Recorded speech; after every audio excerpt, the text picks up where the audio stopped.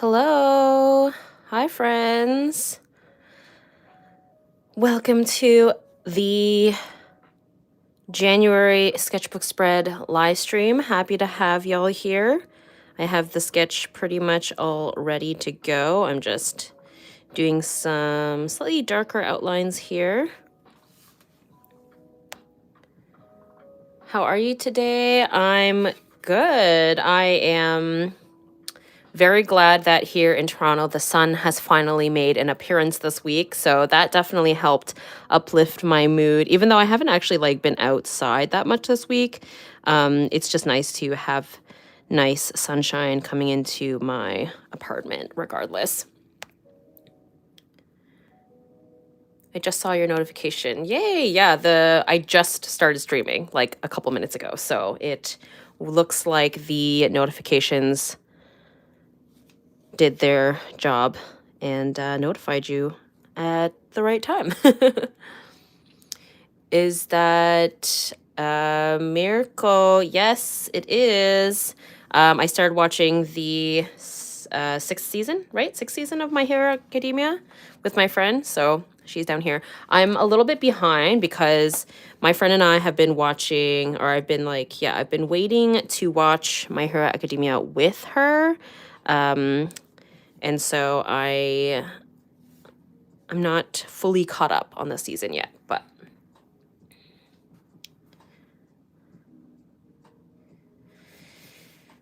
how is everyone doing? How's everyone's January? How was everyone's January, I should say, or beginning of 2023? Oh my gosh, my mom is sending me a whole stream of texts right now.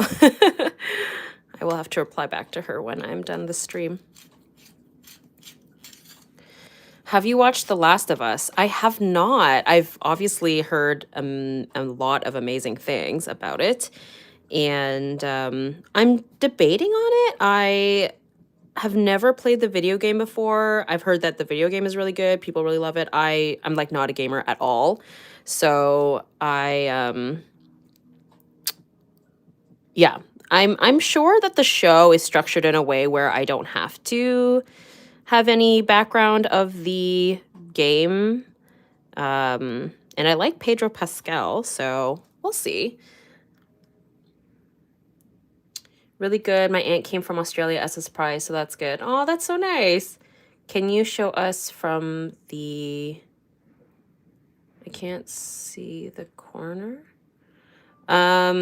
Yeah, I'll move the camera around and the sketchbook around for when I'm actually coloring each area, just because I think it's nicer for you guys to see a slightly up close part of the sketchbook when I'm actually working on it. So we'll get around to the other parts of the page later.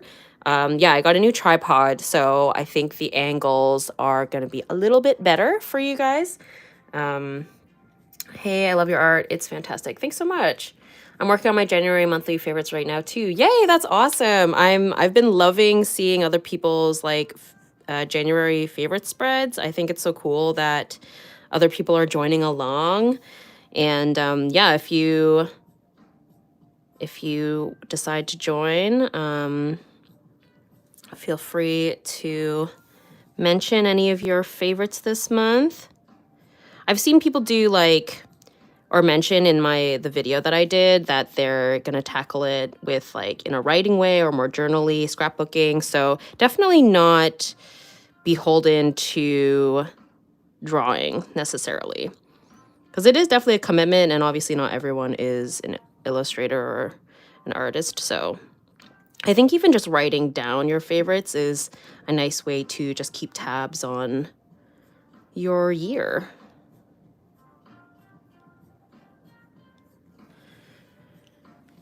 Have you seen Summertime Rendering? I have not. I'm not drawing right now, but I'm working on my bookshelves right now, filling in holes, and sanding is annoying, but I got the shelves for free. Ooh, that's so cool. Awesome. Good job. I love watching people do that kind of stuff, like home decor, DIY, and I find that I always want to do it, but it's so tedious to do. So props to you. I'm sure it'll be worth it. And the fact that it was free is even better. By the way, do you plan on doing the roasting or something, your art stuff of this sort? I've seen people do that before, particularly Ergo Josh, where he would have people submit their artwork and he would like roast them in a video. And I have never really considered that type of content for my channel. I had done a video way back where I had done like art critiques of my patrons' artwork quite a while ago. It was very time consuming. And like, I know that I'm sure like the people who were included in that video were really appreciative of it, but it was, yeah, it's just not really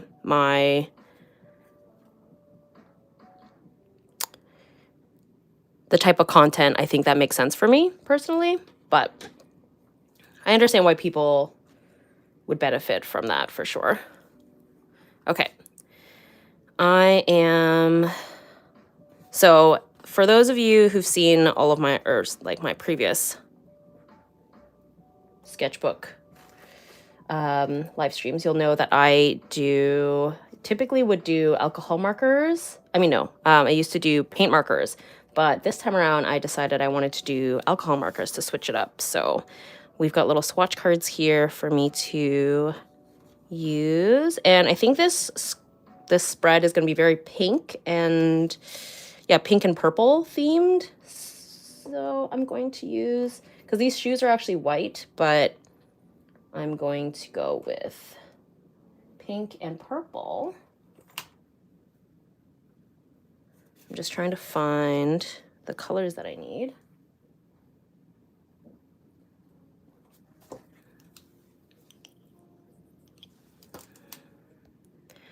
I just took the book and started drawing, then saw you live. Can you please make something easy for me to draw? This isn't meant to be a tutorial, so feel free to draw whatever you like. The idea for me is that we're just like drawing together, not necessarily me doing a tutorial. So feel free to draw whatever you want. We're just kind of having like a co-working session.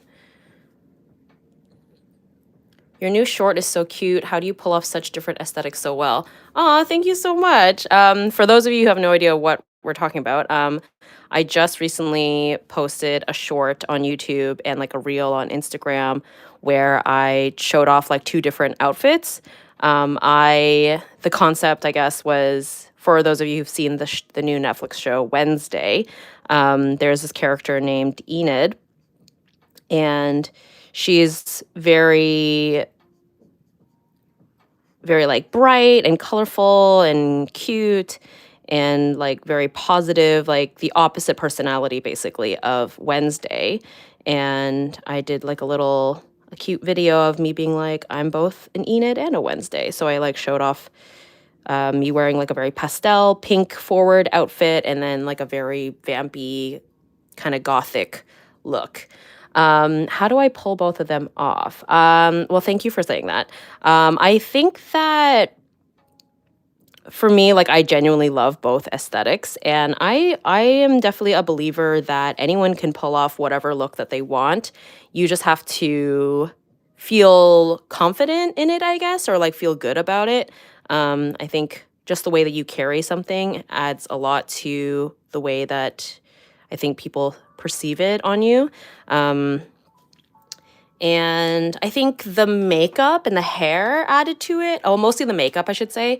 Because with the Enid outfit, I had like a lighter lipstick color. And then when I switched to the Wednesday outfit, I put on like a darker lip. So I think that sort of helped like kind of transform the vibe. But yeah, I don't know. I definitely think that anyone can pull off whatever. I have like friends who often are like, oh, I wish I could like wear crazy lipstick colors like you do. And I'm like, you totally can. No one's stopping you.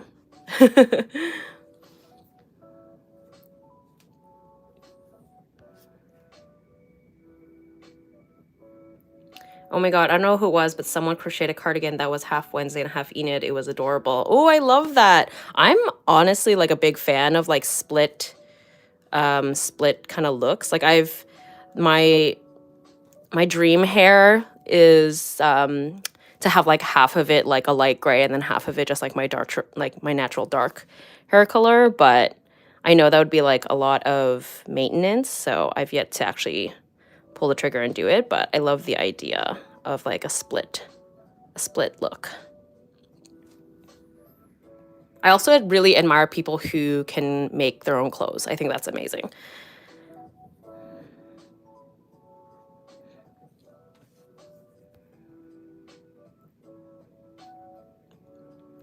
Sorry, I'm probably missing a lot of the chat here.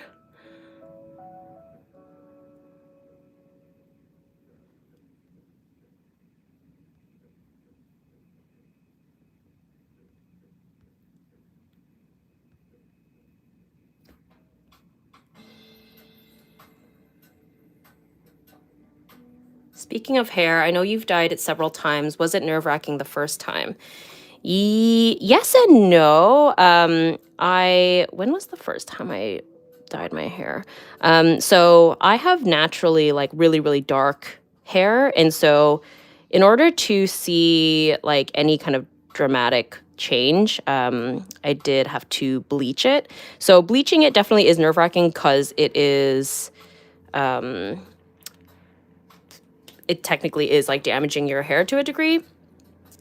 So I think the thing for me that made it easier or like less nerve-wracking was because the first time I did it, I had quite long hair and I only bleached / dyed the ends of it in like a gradient style. So that kind of took the nerves off a little bit because I was like, okay, if it's terrible or if, you know, I really like fry my hair, I can technically just cut it off and I'll still have like a shoulder length bob-esque haircut. And I'm not someone who is super attached to like super long hair. I've had shorter hair before, so the idea of cutting it short wasn't a big deal. I know some people are like very attached to having long hair, so I can see that being nerve-wracking. But yeah, I don't know. I feel like, you know, life is short, so, and it's just hair, right? It'll grow back.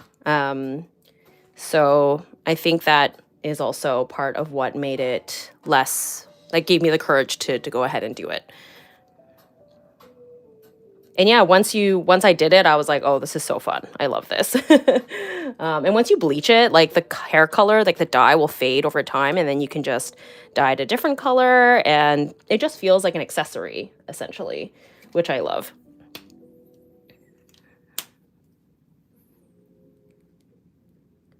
Honestly, hearing it'll grow back is so true, even though I don't think about it. I know it's one of those things because, you know, it can seem like it'll take forever, but time moves more quickly than you think. So I like to do little swatches just to get a sense of what the colors are going to look like. I'm kind of going for, because the Fila, these are like Fila shoes. They have that little red on the top there.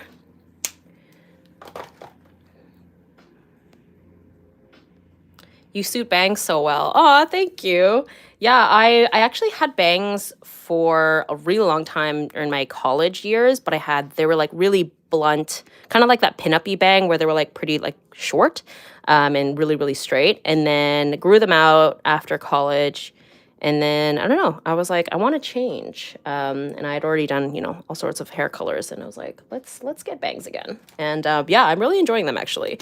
The only downside is like they grow pretty quickly, so I do have to trim them. And I do trim them myself because it's just more cost efficient. But I kind of knew what I was getting myself into since I had bangs before. I look like Dora with bangs. Oh no. Aw, I mean, that's not a bad thing, right?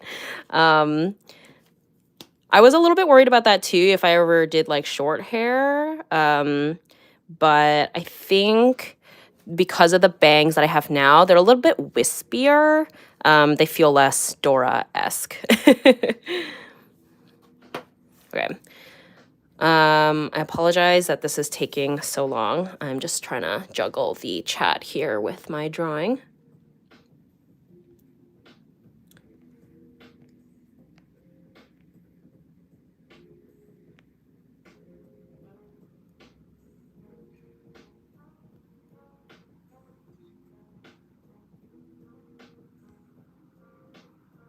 I just did bangs again. I made a TikTok saying I swear I wasn't having an eternal crisis.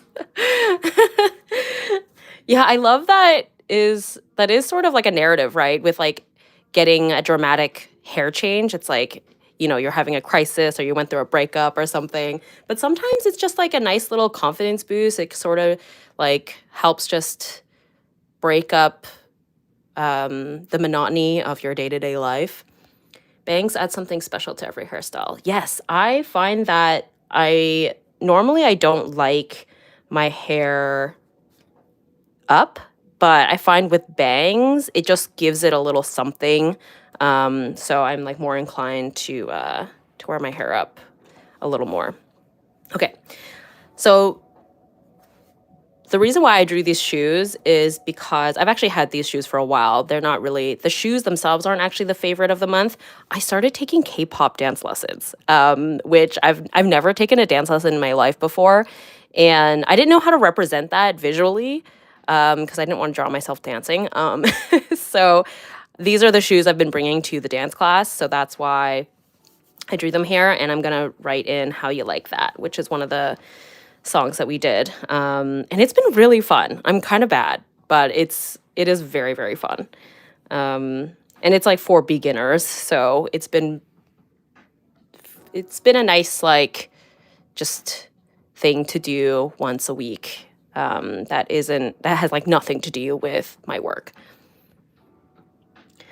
I have curly hair and the look of curly bangs is so cute, but it does mean maintenance. Oh, I love the look of curly bangs. Did I draw? I think, hold on. Let me just do a quick, I definitely know I have a drawing somewhere in here of curly bangs. Hold on.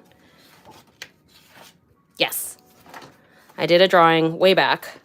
Curly bangs, love, love, love curly bangs. Super cute.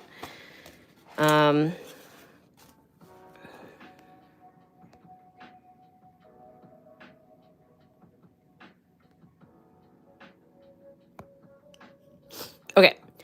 I'm going to have text here, but I'm actually going to wait on that because I think I want to make it like really colorful and I want to make it match the rest of the color scheme that ends up happening for this spread. So I'm going to move on to our portrait here, which is definitely more exciting, I'm sure, for you guys to watch. And then I'll base the text that I have up here with the rest of the color palette. Also, happy Friday. I hope your day is great. I also finished my mid-exams and I finished school, but I will return after days. Woo! Congrats on finishing your exams. How exciting.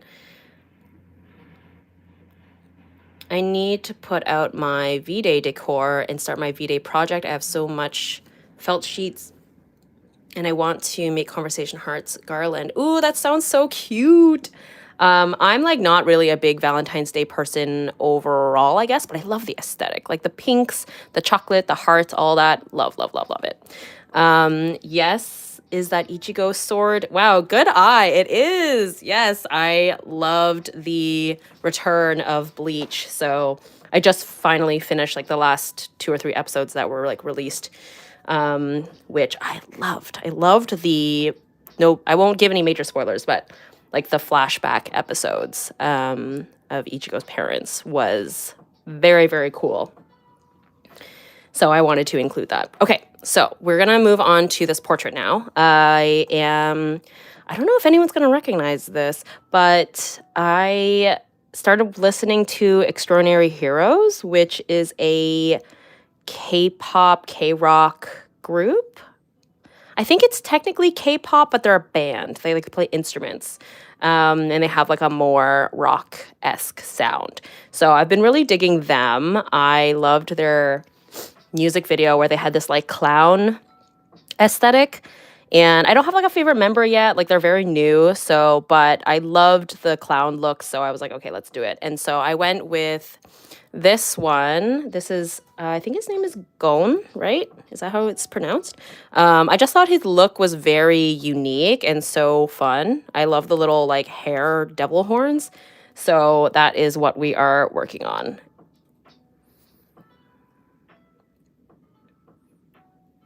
Are you into webtoons? I am. Yay, I'm currently watching with my brother and eagerly waiting the next episode. Yes, it's so good. Webtoon, had to stop reading it because I was on it 24/7.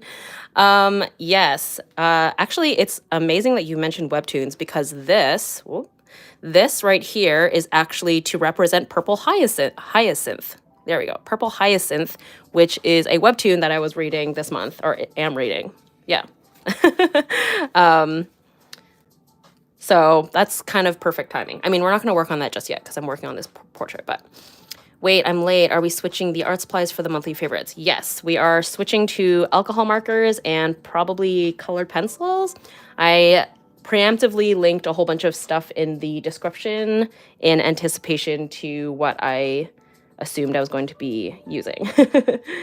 Okay, let's get into this portrait. I am going to pick out some colors here. Oh, I should have pulled out my other sketchbook that has the other. The thing is like having swatch cards is helpful, but when the markers are on a different paper, they react differently. So I still have to swatch them anyways, but okay, let's see.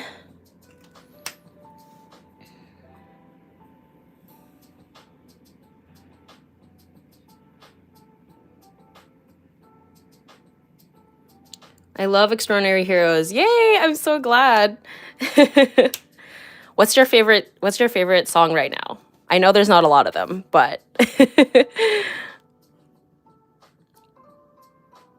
Extraordinary Heroes, I was like, wow, this really is melding all of my interests into one thing because I've fallen down the K-pop rabbit hole. I've always loved anime, and I feel as though, with anime openings, a lot of them have this, that like rock sound to it. And then also in high school, I was obsessed with pop punk music. And so Extraordinary Heroes really feels like just a melting pot of all of those interests.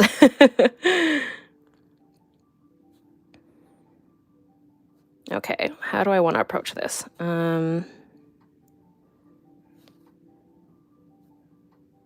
And the looks, the fashion, it's so good. Okay, we're gonna go like this. The thing with using alcohol markers for this now is I can get more detailed with it, which is like good and bad, because I still want to keep them on the simplified side, but not, I don't know. It's gonna have a different look for sure than when I had done the paint markers, but I don't want these to feel too detailed, if that makes sense. So it'll be an interesting challenge of striking a balance of like getting more detail but not too much detail. I don't know if that makes any sense at all, but anyway.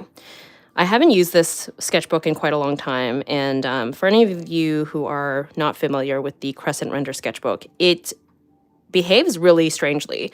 It's when the alcohol markers are wet, it looks really dark, and then when it dries, it lightens up significantly, which is confusing, but which is This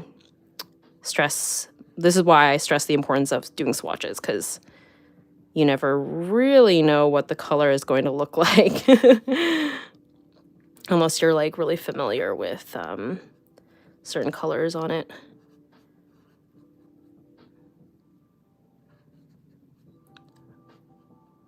The other thing that I kind of forgot about with alcohol markers that I don't experience with paint markers is that they do have a scent. Like it's not awful, but there is a scent for sure. Okay. I'm trying to leave like some areas out for highlights here. Okay. This side will definitely be in shadow, but I think just going in with this color first as the base will help get everything to be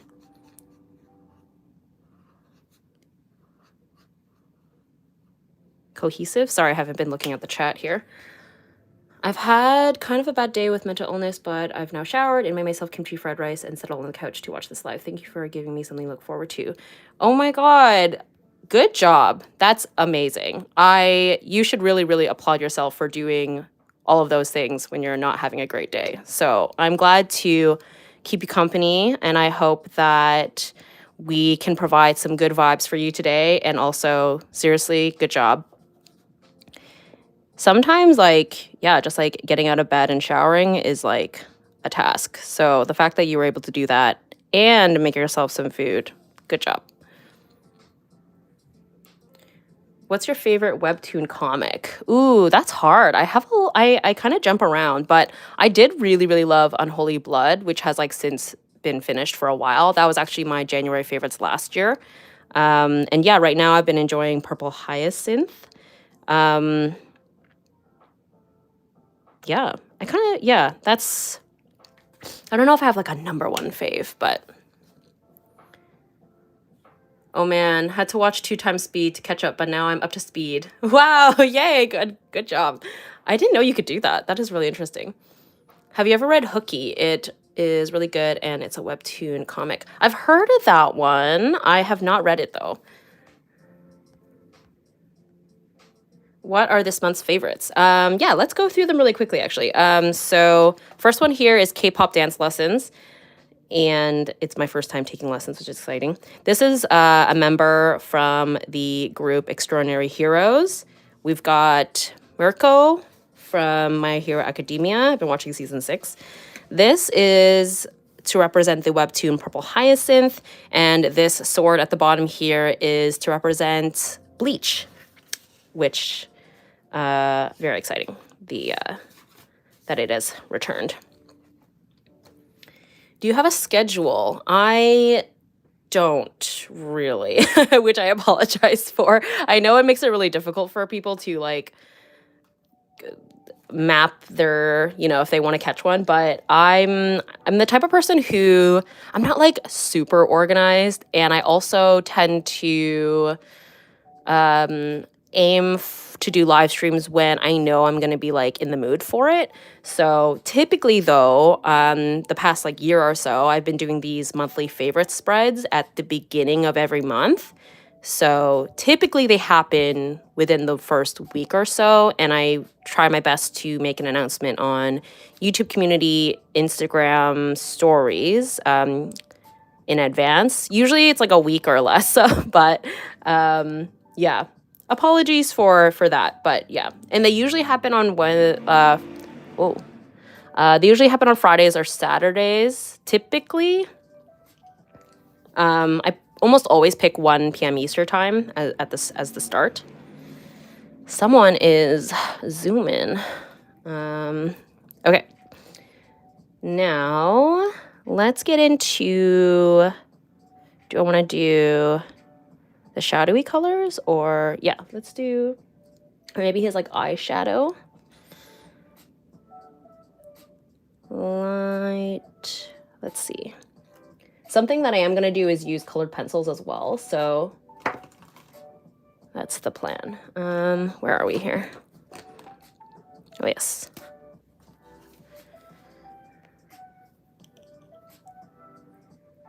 I feel like I've heard you talking about a podcast. Do you have one, or do I mix something up?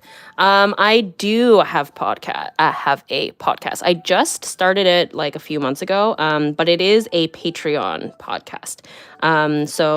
But the tier on the Patreon page for the podcast is $3, and you get access to all the podcasts and a few other extra goodies on my Patreon page. And yeah, it's been fun. I actually need to record this month's Patreon podcast soon. Otherwise, I know that, not everyone's in a place to support me financially on Patreon. I have almost all of my previous live streams up on my channel as well, which I've compiled into a playlist. So I do think that is another way to consume content of me chatting and rambling as well. And otherwise, oh, I have a series of videos that I call like real-time Q&As. And those are also like, they're usually like an hour long, and it's basically just me answering a bunch of questions from people. So that's another option for a free chatty video content thing. Where did you first hear about paint markers? They look really cool. Yeah, paint markers are actually very cool. I do agree. I think probably when I worked at an art supply store. So I've been working at, or I used to, I used to work in an art supply store for many, many years. And that was where, yeah, I think I had kind of made a lot of art supply discoveries that I normally wouldn't have. So I'm pretty sure that's where I had heard about them first.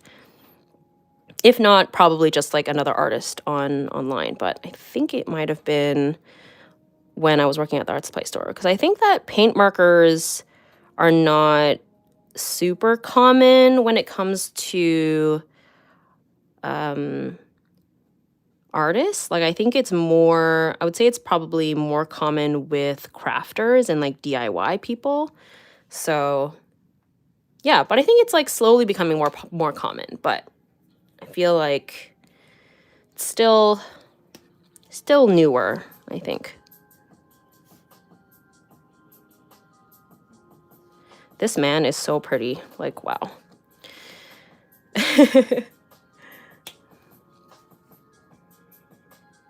When is that video going to be, the Q&A? I'll probably do another one soon, but I have like tons of them on my YouTube channel already from previous, like the past like 2 years. How do you make all your favorites match a certain color theme? Do you pick your favorites based on a color, or is it just random? It's kind of a mix. Sometimes I like do pick things that I think will work well together, and I'll have to like, unfortunately, like cut out things that I don't think will work. Sometimes they don't work out perfectly, and I'll just sort of adjust the colors of the original thing to match the others. So like, for example, this shoe, my Fila shoe, the shoe that I have, it's just white, but I have a feeling that the color palette going on here is going to be pink and purple, since I have like a purple hyacinth flower. I know that Mirko's character design has purple in it, and then the Ichigo sword here, the opening for that season, it was very hot pink. And so I was like, okay, like knowing that with the shoe, which is sort of like a blank slate, I was like, okay, we can go with pink and purple for that. Same with this. I wasn't super attached to any specific Extraordinary Heroes member to represent for this month. And so when I knew that the other things were going to be pink and purple, I went with a member that had pink and purple kind of like in his look. Which member from Extraordinary Heroes are you drawing? This is Gon. Yeah, wait, here. I don't know for sure if I'm pronouncing that right, but that is his member here. So I'm looking at this photo of him for the reference of his face, but then the actual look that we are doing is from their debut music video. Where is it? Where they were like these like clowns. So this is the look. It's flipped because of the, I think when you take a photo, it like mirrors, right? But I'm pretty sure in the music video is the other way around. So we're going with that. And in the music video, I think he actually had black hair, but I'm going with this like pastel-y color because I think it matches the sketchbook spread better. But yeah, he is very, very pretty. Gaon. Oh, true. Okay. Gaon. That's true. I think Korean, a lot of times, they kind of break things up a little bit more, so that makes sense. When did you start drawing? Probably when I was like 12 or 13. I have all of my frequently asked questions like in the description as well if you are new to my channel.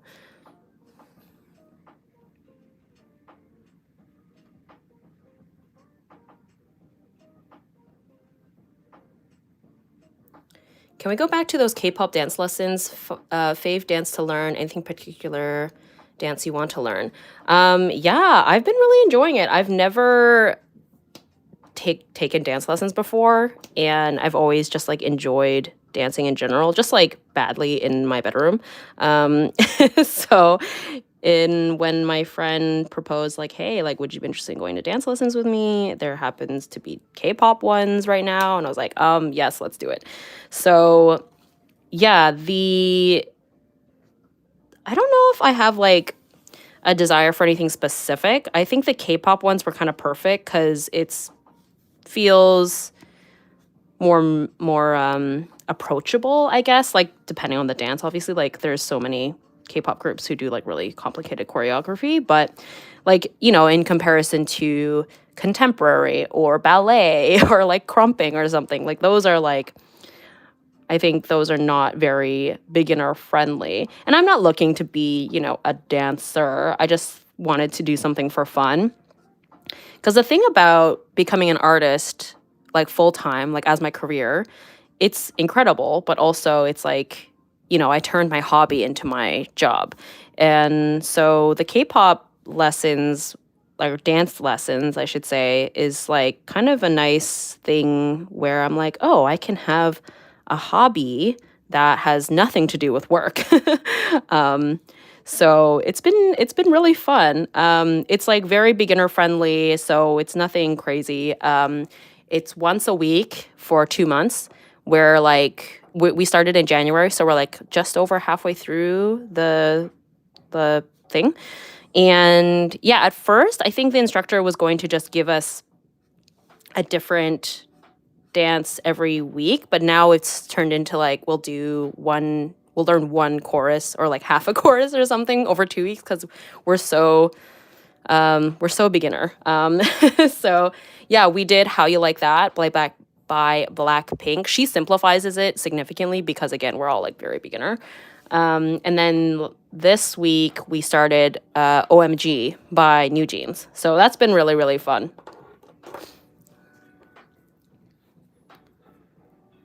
My friends and I also have a K-pop dance group just for fun. It's really nice. That's so sweet. Oh, I love that so much. That's amazing.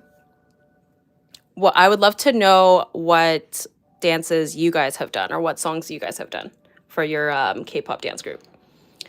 Do you have any brands that you recommend that are easier to find replacements for? Are you asking about alcohol markers specifically?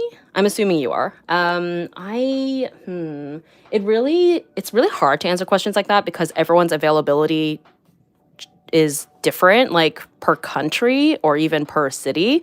So that's a tough one. I also haven't purchased new markers in a really long time, so I'm not 100% sure. Because, like, these more affordable companies usually only sell in sets, as far as I know. So, like, in terms of, like, individual markers, alcohol markers, I think it's usually, like, higher-end brands that sell them. I guess for my Canadian folk like me, Dessert is a Canadian company, and they have their own line of alcohol markers, which I would say is, like, very comparable to a lot of the other ones on the market, and they do sell these individually. But like I said, I'm sure many of you are not from Canada, so.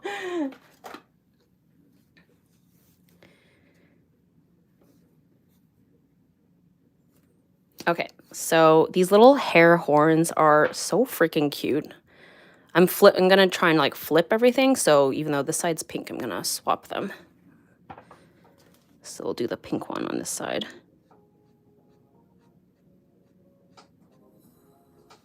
And then there's an orange one on the other side. I don't want it to be too orange, I guess, if that makes sense, because I want it to fit. Let's try this. What is this color? Sardonyx. Let's see, where is that? R110. But let's swatch it over here first. That might be too light, actually. That looks too peachy.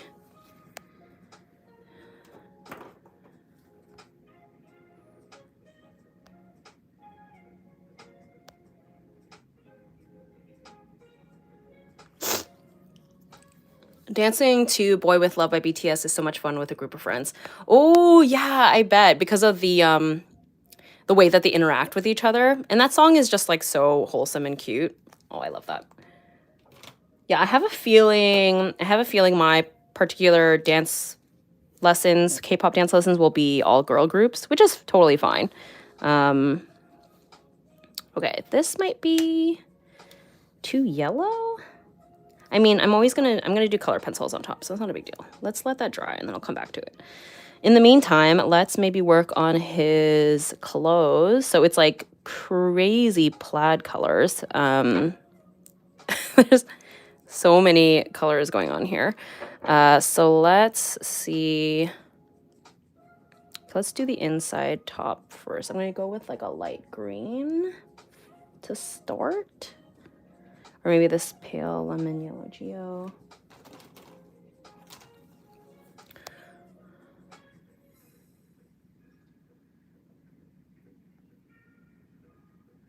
I love watercolors. I'm slowly getting back into art after a few years of artist block and stress. I'm hoping to start a YouTube channel, but I'm a perfectionist. Watercolor's not kind to me in that regard. Do you have any tips to help making start an art piece less intimidating? The sketch phase is fine, but coloring it scares me. Yeah, watercolor is tricky because it is a little bit unforgiving. I would highly recommend checking out, well, I guess maybe that's not the right, well, anyway, regardless, I recommend everyone check out Sophie McPike. She has a YouTube channel, and her attitude and philosophy towards art making is so fantastic. And something that she does, which I think is maybe a good place to start, potentially, is she just covers the entire page with like a light wash of color, just to kind of get over the fear of like a blank white page. She does mostly use acrylic gouache, which is a different medium, but I don't know. I like the philosophy that she has of just like messing up the page so that it feels less precious. Hold on, I'll be right back. I'm just gonna grab my glasses cloth because they are all dusty.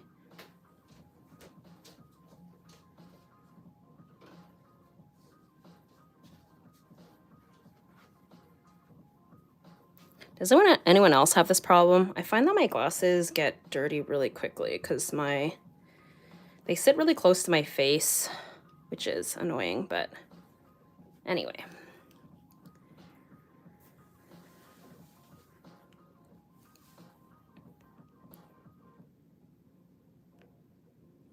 I just got home from my ballet lesson and you're talking about dance. That's amazing. Oh my gosh, that's awesome. Good job for taking ballet. That is a very challenging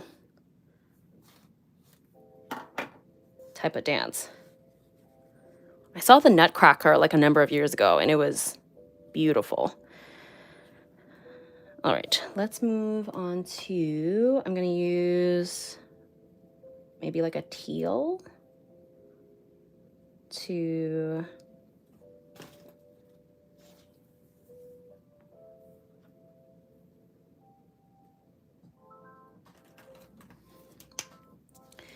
yeah, I guess I don't know why I'm like trying to make it exact. It really doesn't need to be exact.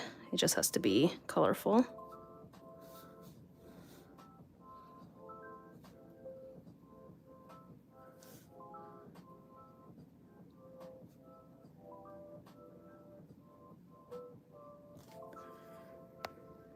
My glasses drive me crazy too. I think they've gotten worse over the years. I'll clean them every couple of hours now. Yes, that's where I'm at. And like my current glasses, I like just got them. They're pretty new. And like, but I've had this issue like with glasses overall. They just, because I have like a short bridge, like nose bridge, everything just sits like really close to my face. So yeah, the struggle is real. And I can't stand when there's like, you know, a smudge on my lenses. I give up on having my glasses super clean. I can't stand it. I don't know. I think probably maybe part of it is because I'm like an artist, so I need like clear vision, but hydration reminder, everybody. My cup says, have a nice day.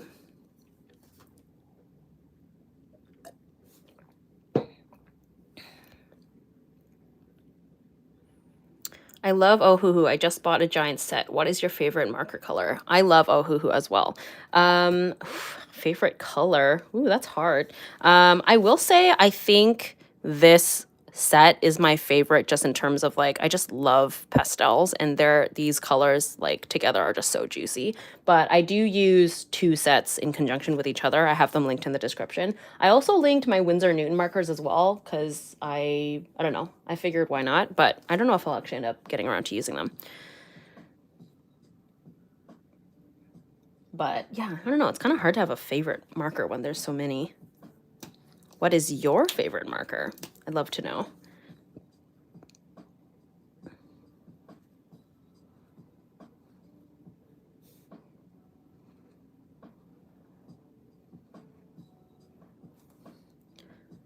The plaid on his shirt is pretty crazy, so I'm just gonna go in and not be too concerned about making it exactly the same.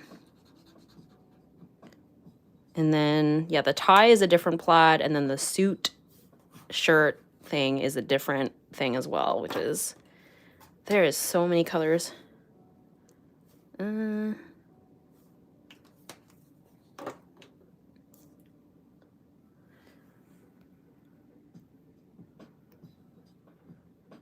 have to have little pads for my nose because they slide, so that drives me crazy. And I got silicone squishy things for the top of my ears.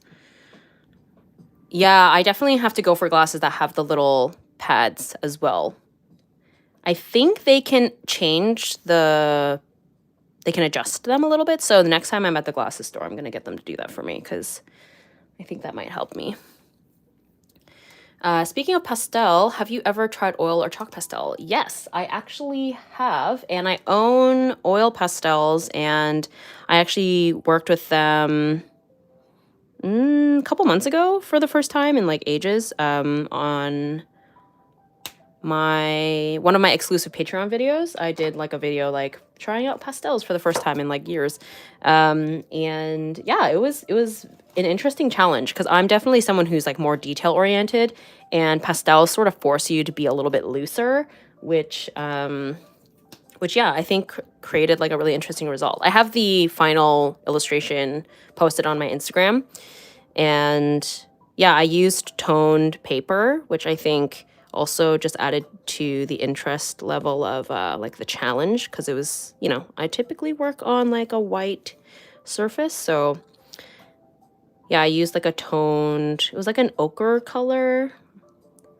But yeah, I do want to try using them again because I think it's a good exercise for me, especially as someone who's always really tight with their work, to force myself to loosen up a little bit.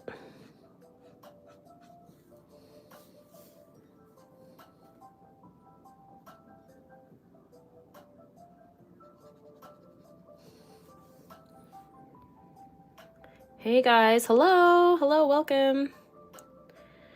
Oh my gosh, I found pastels at Ross and I bought them and I was so excited to use them. I only squashed a couple colors and I haven't made anything with them. What should I make? Because I don't want them to keep sitting there. I guess it just depends on what your comfort zone is. I think that like for me, when I'm approaching something new, like a new medium or something like that, I find that because you're already tackling a challenge of trying a new medium for like the subject matter, I find that it's more approachable if you go in with like your comfort zone in terms of like the subject matter. So when I dove back into pastels, I chose a portrait because that's like the thing that I'm most comfortable with drawing. But if you're just like completely stumped, there's an Instagram called Still Here, Still Life, or Still Life, Still Here. I don't remember which order it is, but basically it's like an entire Instagram page dedicated to posting photos of still lives that are photographed specifically for people to use as reference for drawings and creation. So I think that is like a great option for artists if they are like, yeah, completely stumped on what to draw.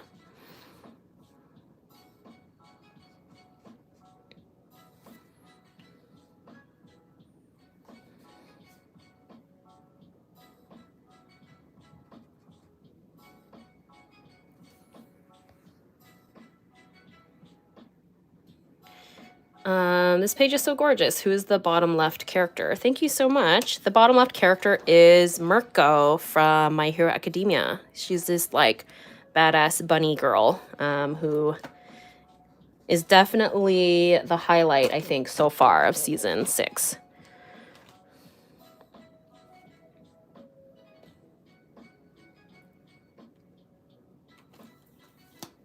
What's this color?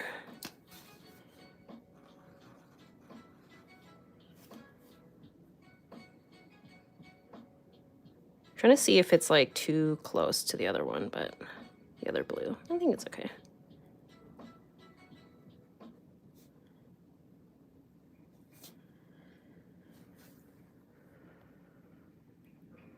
I love Mirko. Her energy is everything. Very opposite to calm, timid me.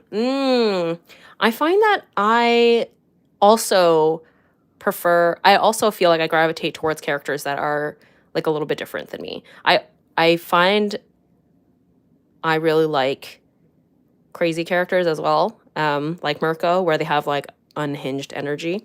I mean, I have my moments, but I do think that I'm not quite as hot-headed as a lot of the characters that I seem to really like.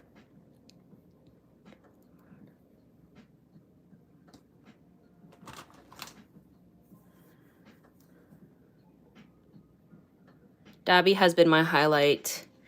Gotta love our villains. Ooh, yeah, you're right. Dabby, and Hawks, like that whole dynamic is really, really good. Mind you, I am not caught up on season 6 right now because I've been watching it with my friends, so I'm trying to like wait until we hang out next. So we're a little bit behind in terms of the season, but I've read the manga, so I know what's to come with Dabby's whole character, which is going to be really juicy.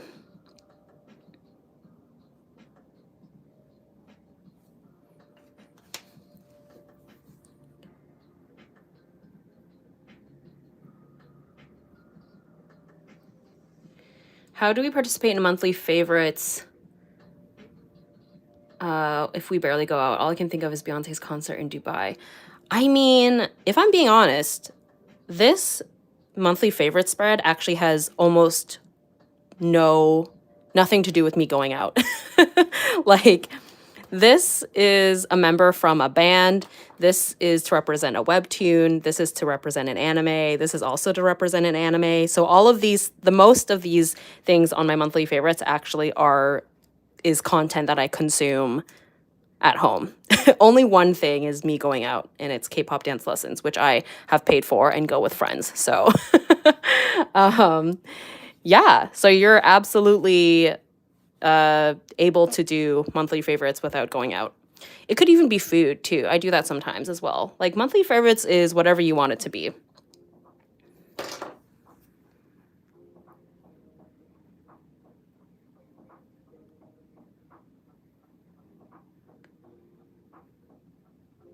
My birthday was yesterday. I don't feel 25. Oh, happy late birthday. Honestly, the older you get, the more meaningless it feels. Until you hit 30. When I hit 30 a couple of years ago, wait, I'm 31 now, so whatever, whenever that was, 2020. It was like, it felt like a big deal, like leading up to it. And then when it was, and then I was like, okay, I'm 30 now. Oh, well.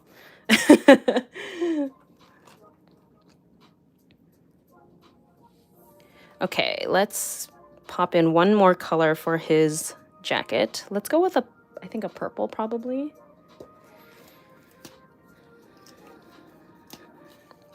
This patchwork fabric is bananas.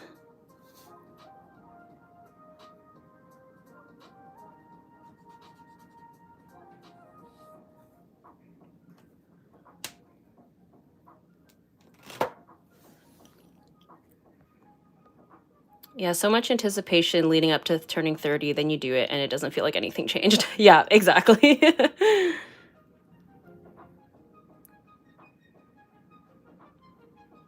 Although there's so many times when people don't think I'm the age that I am. They think I'm much younger, like 15, 16. I got ID'd at a restaurant a couple of months ago, which was crazy to me. It's like one thing to get ID'd like going to buy liquor. I think that's pretty like that's fair because they like kind of have to. But like I was literally at a restaurant and I like ordered a drink and they did not ID my friend who, in my opinion, looks like younger than me, and they ID'd me, which was hilarious. But in any case, I guess at this point I should just take it as a compliment, but I just thought it was really funny.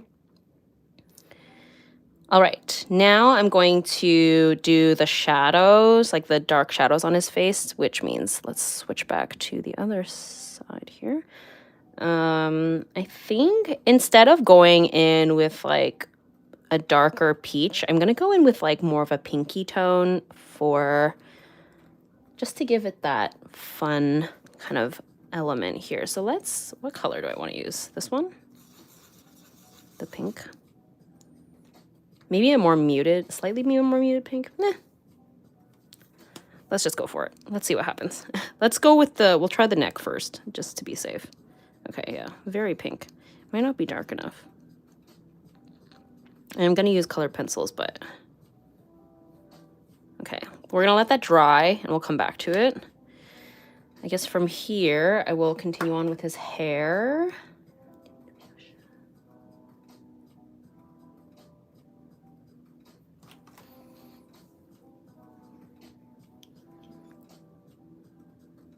It's crazy. When the pandemic started, I was 28. Now I'm 31. We are in the same boat, friend. I think that's basically my exact trajectory.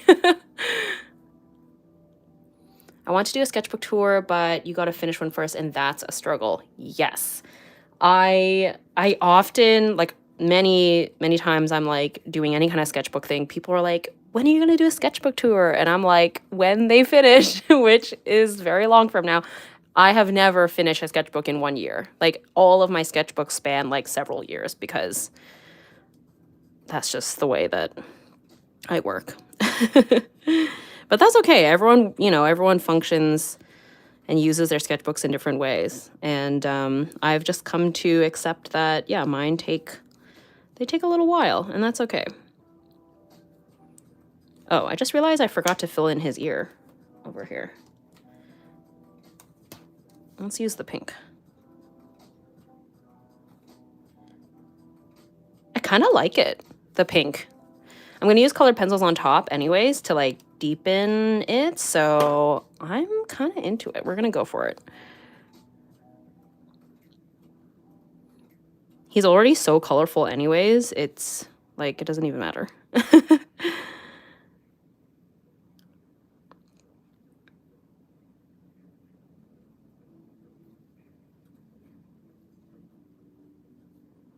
I think I saw someone earlier ask who this is, and it is a member from the group Extraordinary Heroes, which is like a K-rock, K-pop group that I've been into very recently. This is Gaon, or Gon, whichever pronunciation.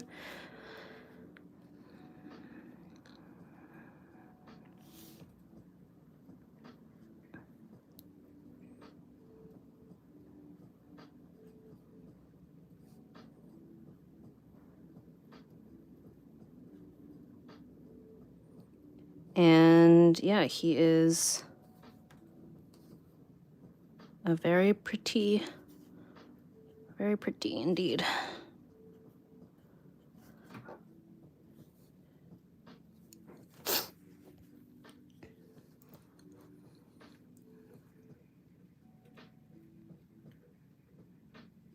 I'm running errands and watching, so I will be lurking.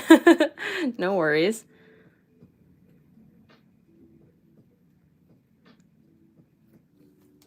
Oh, hydration reminder, everybody.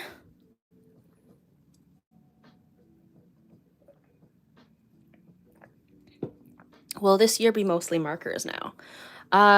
For the sketchbook favorites, or these like monthly favorites, they will all be alcohol markers and like color pencils.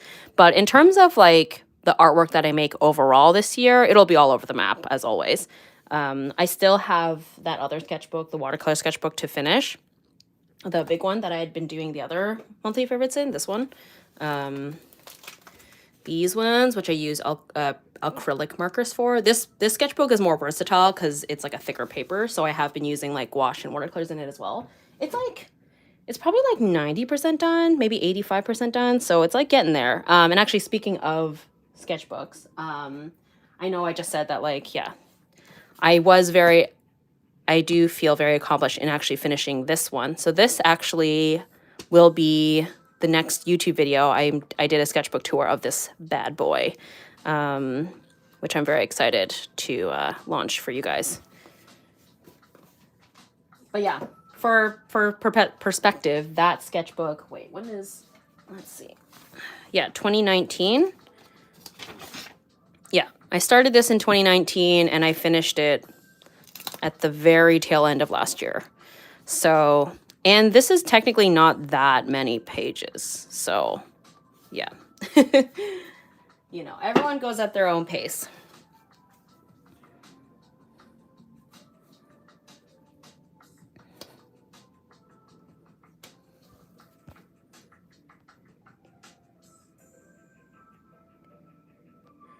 Feeling a bit exhausted after family relatives gathering tonight, so not drawing, just vibing. You know what? I feel you. Family gatherings are exhausting, so you are totally in the right to just vibe.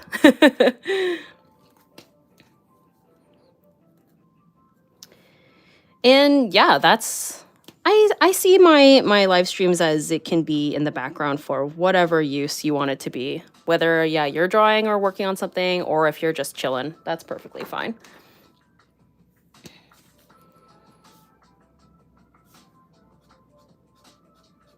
You know, I'm realizing, I mean, I guess I kind of knew going into this, but I'm realizing that these sketchbook spreads are going to take longer because I feel like I work a lot slower with alcohol markers than I do with acrylic paint markers, which is probably why I chose acrylic paint markers in the first place the last round, but I want to change it up, so we're doing it. I think I'm just like too timid with the alcohol markers, whereas with the acrylic markers, sort of, they force you to just go in because they're very opaque. Whereas this, like, you can like fiddle around with it longer, but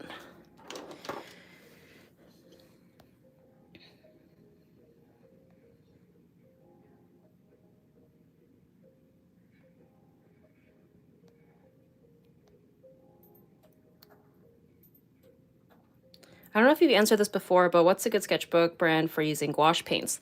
I would say pretty much anything that is labeled mixed media or watercolor. So if you think you're going to use your gouache like pretty lightly, then a mixed media paper will be fine because the paper will be like on the it'll be thicker and sturdier than a drawing paper, but thinner than a watercolor paper. If you think that you use a lot of paint or a lot of water, then definitely go with the watercolor sketchbooks, which will have a thicker paper. Okay. How do I want to approach these? Do I want to do...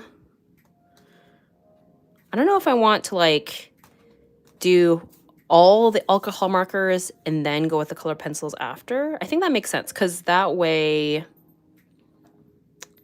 I'm not smudging my hand all over the colored pencil. I think that's what we're gonna do. So we're gonna leave him... Oh no, actually, sorry, I'm just like talking out loud.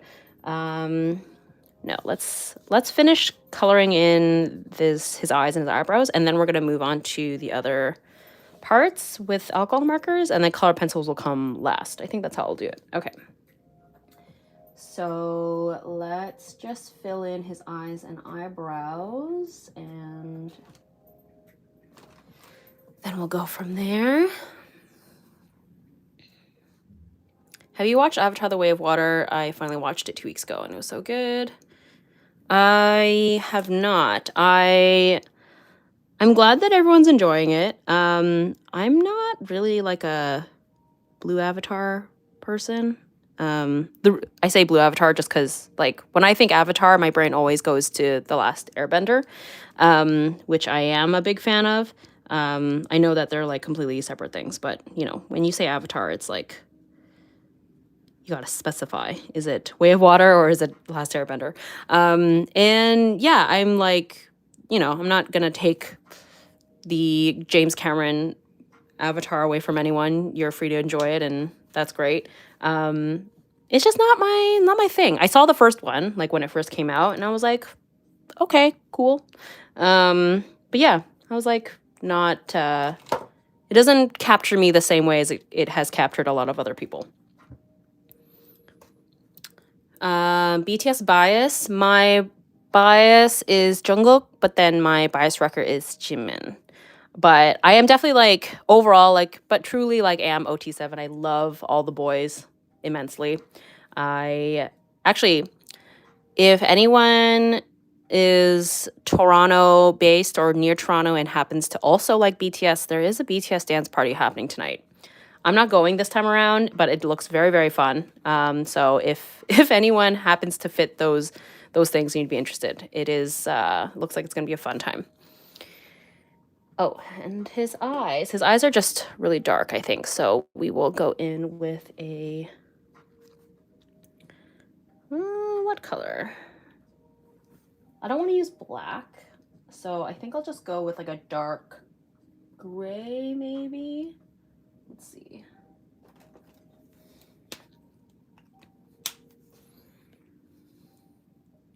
Have you started watching the new season of Vox Machina? Yes, I am obsessed. That will for sure be in my February favorites, which is hilarious because Vox Machina was included in my last year's February favorites. So it's kind of poetic that it's going to be the same. But yeah, I'm obsessed. I've never listened to Critical Role. I'd heard about it, of course, very popular, but yeah, I love the show. Really, really into it. And even though, you know, this like season 2 isn't even done yet, I of course had to Google. I was like, is there going to be a season 3? Because I'm obsessed. And there is. They confirmed a season 3. So very exciting. Okay, now let's move on to Mirko at the bottom here. I love that I can, this new tripod that I got is amazing. It's like really creates a better viewing experience for you guys once I actually adjust it. Here we go. I'm so excited to make one of your streams. I just finished my January favorites a few days ago. Yay, that's so awesome. I'm so glad that people are joining in on this challenge. Oh my god, Paige is so cute already. Yay, thanks. I mean, it's pretty bare bones right now, but we're getting there. Oh my god, please share what kind of tripod is that. It is what is it? The side says Gikoto X25 Defender, which is not very helpful. I'm gonna in my upcoming upcoming vlog, I want to kind of show it off, and I'll link it in the description. But for now, I don't know the exact description of it. Okay, now I'm just going to darken the sketch here, which I forgot to do for her. That way I don't lose it when I start coloring it in. Although,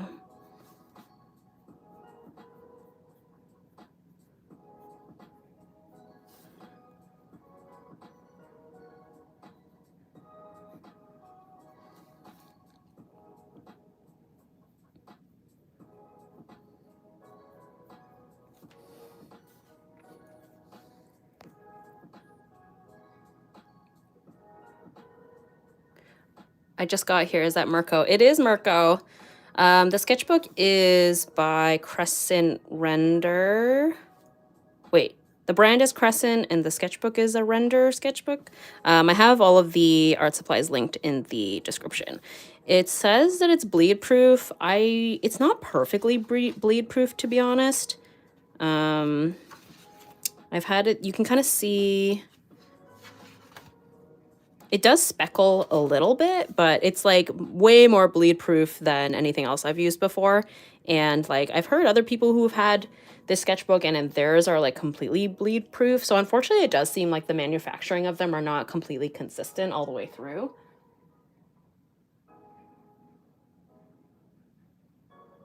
Which is a shame, but yeah, that's what's going on with that apparently.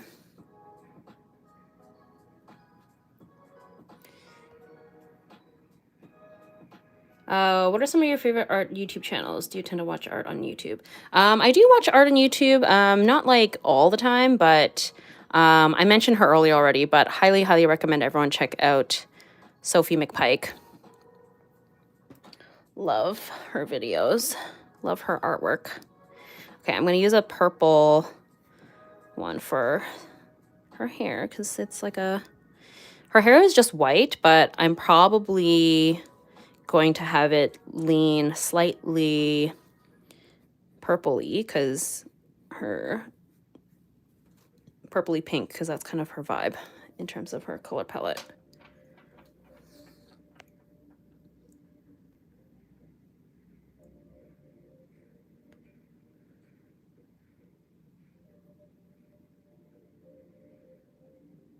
Would you have any advice for an artist who wants to start Patreon but doesn't have a big following? By the way, I'm happy I got to catch your stream today. I'm glad you were able to come too. Starting a Patreon but having a smaller following. It is a risk because the thing about Patreon is it is a lot of work. Because the thing is you have to commit to all of the rewards that you're promising every single month. And I can imagine that it would be pretty disheartening and also like pretty tricky to maintain, like sustain all of that content if you're not seeing a large like return back, because your time is money, right?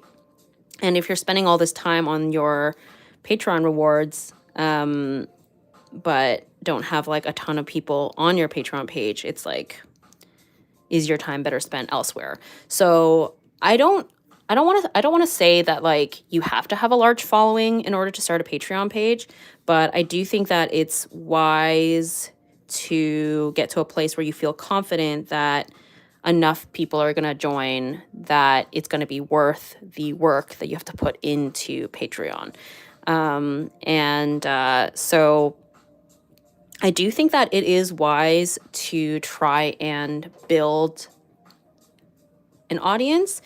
It doesn't necessarily need to be a huge audience, but an audience that is really invested in you, because the amount of people, like conversion basically, which means like how many of your followers would actually support you on Patreon. Sometimes that percentage can fluctuate a lot. Like I've definitely seen people who have like, huge, like 500,000 followers on Instagram, and then they have this many patrons. But then like people who might have only like 50,000 Instagram followers, but have like the same amount of patrons. But just the way that they've connected with their audience or what they're offering is different and just like resonates with people. So it is really tricky to know when's the right time. The thing about Patreon as well is like you can pause it at any point. So if you, decide to take the plunge and do it, and then after a few months, you're like, I don't know if this is working for me right now, you can always just pause it, or you can always like adjust the tiers. I'm sure, anyone who's supporting you on Patreon is going to be understanding if you decide to change or adjust the rewards. So yeah, I don't know. It's a really tough one.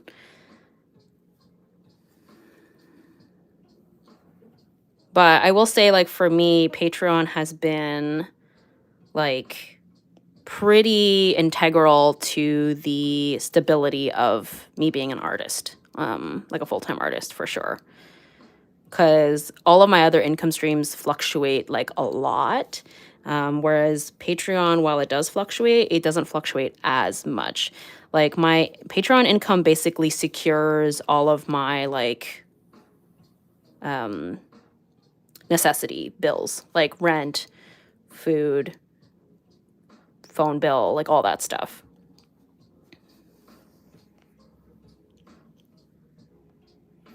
Have you ever seen Love, Death, and Robots? If yes, which episode can you never forget? Oh, I really need to check that out. I've heard like really amazing things about it. I have not watched it though. It's on Netflix, right? I feel like I need to check it out because it sounds like I would probably be really into it.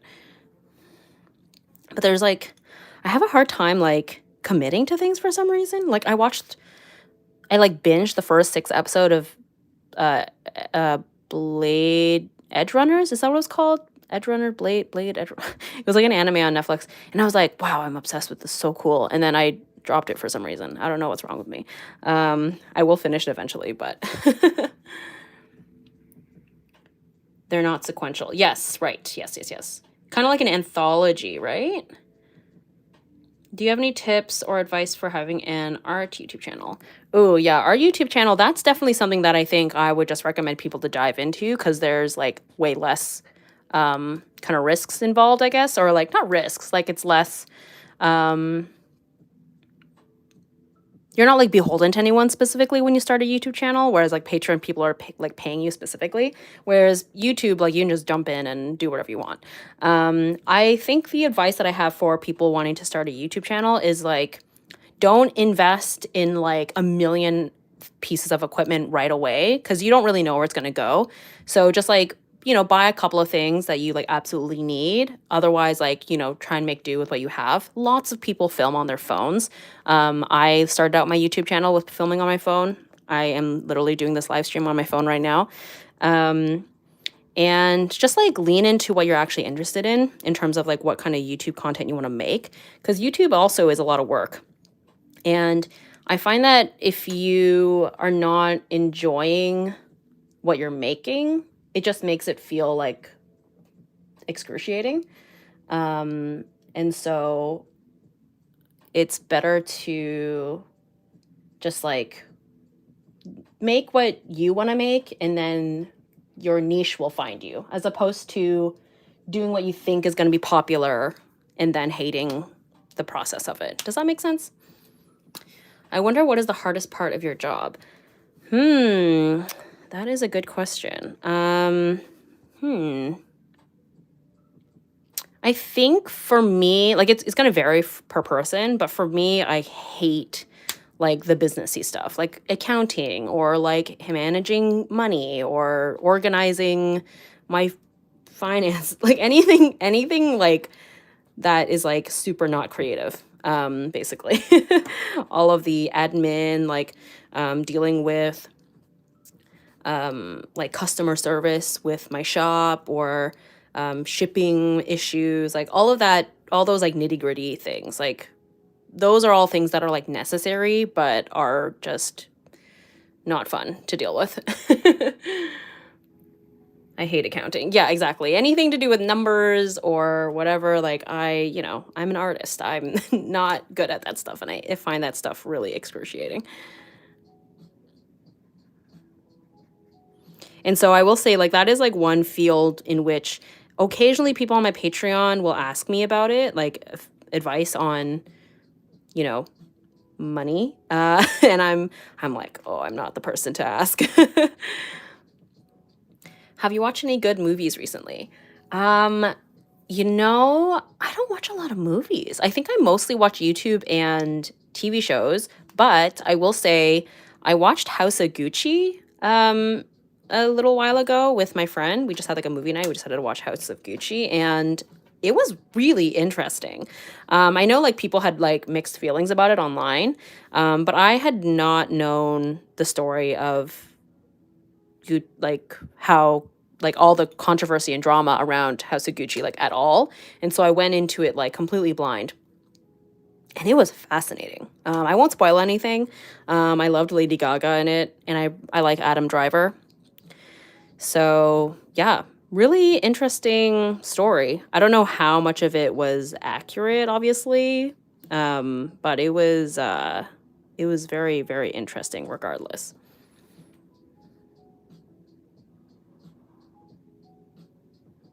I've been really wanting to watch Everything Everywhere All at Once. I know that is like, I'm like so late to that because it had been talked about a lot, and I've pretty much only heard good things about it. So I very much want to check that out.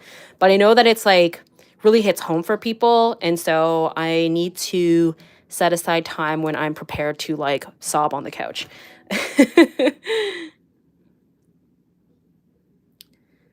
Hydration reminder, friends.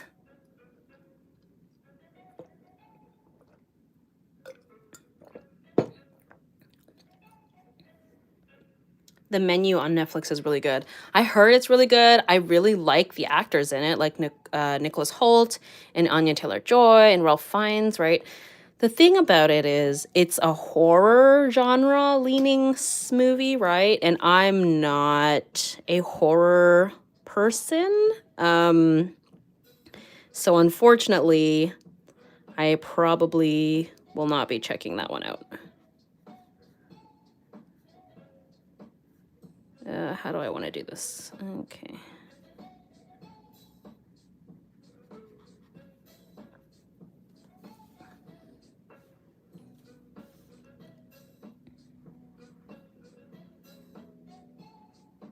Okay, I think from here I'm just going to fill in everything except for her lips and her eyes. Oh, I guess the nose I might want to... maybe I'll do...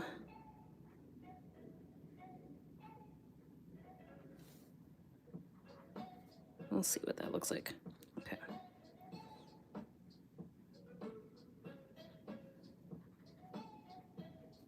It's so wild how different the color looks when it's wet, eh? Compared to when it's dry. It's very confusing, but kind of fascinating to watch. I guess in some ways I'm like marginally used to this because watercolors behave like that sometimes. Okay. I think I'm gonna fill this in because I was like a little bit too low. Okay, hopefully that dries not patchy. But anyway, we'll be using colored pencils on top regardless.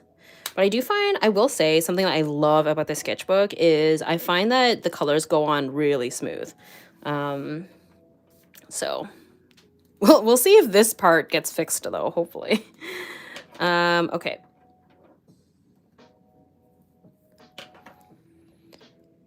What character are you drawing right now? I am drawing Mirko from the anime My Hero Academia, or Boku no Hero, depending on if you know it by the English or the Japanese title.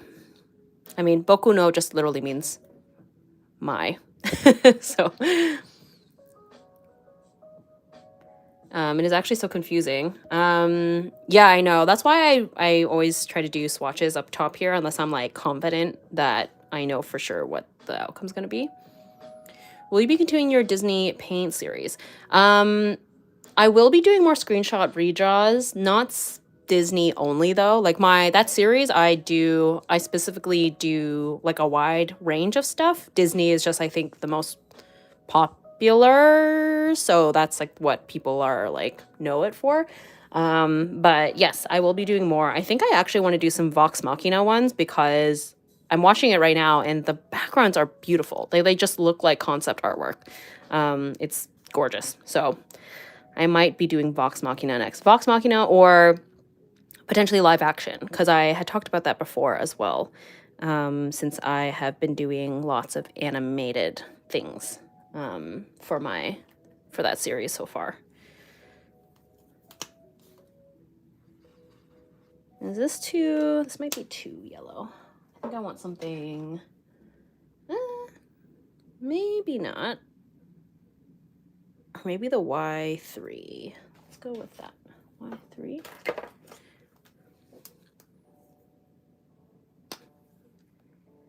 Have you watched the Wallflower anime? I have not. Did you watch Bleach 1,000 Year Blood War? Yes, that's actually what this is representing. This is going to be Ichigo's sword, and then I'm going to make the background like hot pink, similar to the opening. I am obsessed. Also, it looks like this part of her cheek is not drying very flat, which is very unfortunate, but I will cover that up with colored pencils later.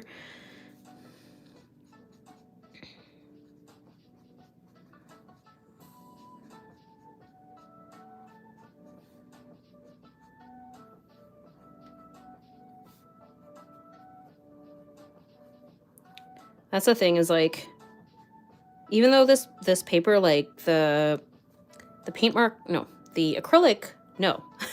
So used to using acrylic paint markers. The alcohol markers, they lay down really, really flat, but you have to move pretty quickly.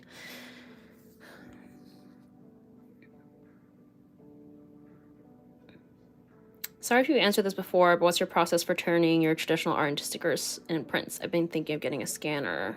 Yes, I use a scanner. I also use Photoshop to edit them and clean them up, but that's pretty much it. It's pretty straightforward.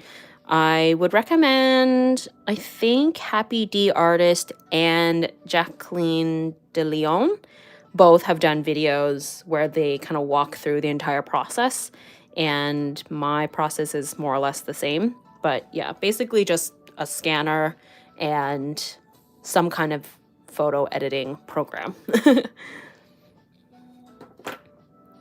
All right, so now let's move on to, oh yeah, I guess this part of her shirt is like a dark purple. I don't want to go too dark because so far this page is quite pastel-y, so let's...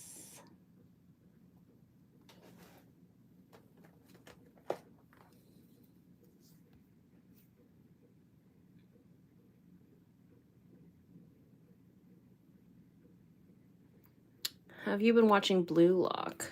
No, I haven't. I've been slow on the anime consumption lately. I think for anime, what I think just, yeah, some of My Hero Academia, Bleach, and then I've been kind of watching Mob Psycho. I had heard about it for a while, and I know people love it. It's taking me a while to get into. It's obviously very different from a lot of the anime I normally watch. But I'm seeing it through, you know, we'll see where it goes. The Wallflower is a gothic-style shoujo anime with 4 pretty boys having to live with their landlord's creepy niece. It's really funny if you want to give it a try. Okay. I'm intrigued. I am intrigued. Last time in the previous live stream, a bunch of us were sort of like rallying behind Ouran High School Host Club. Like, we were saying that it should make a comeback. And so you describing that anime, it's like obviously very different, but the fact that it's like a shoujo series, I think, is sort of like drumming up reminiscent memories of my love of Ouran High School Host Club. It's like reverse harem Ouran. The manga style for the Wallflower is really pretty. I do love a gothic shoujo vibe. I think that's why I loved Vampire Knight back in the day, because it had that look to it.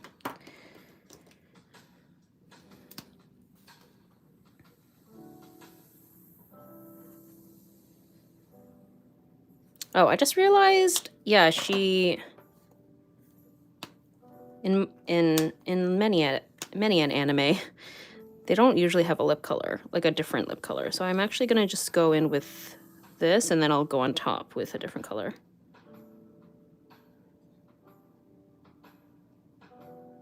I'm so used to defaulting my characters with like a different lip color. All right. Now I'm going to use, yeah, let's go with this for like the shading of her hair.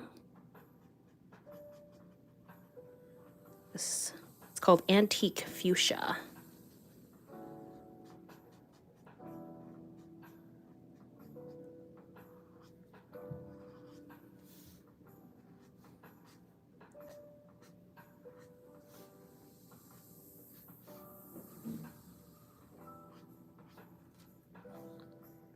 It looks very dark at first, but then it'll, as we've experienced, it'll dry a little lighter.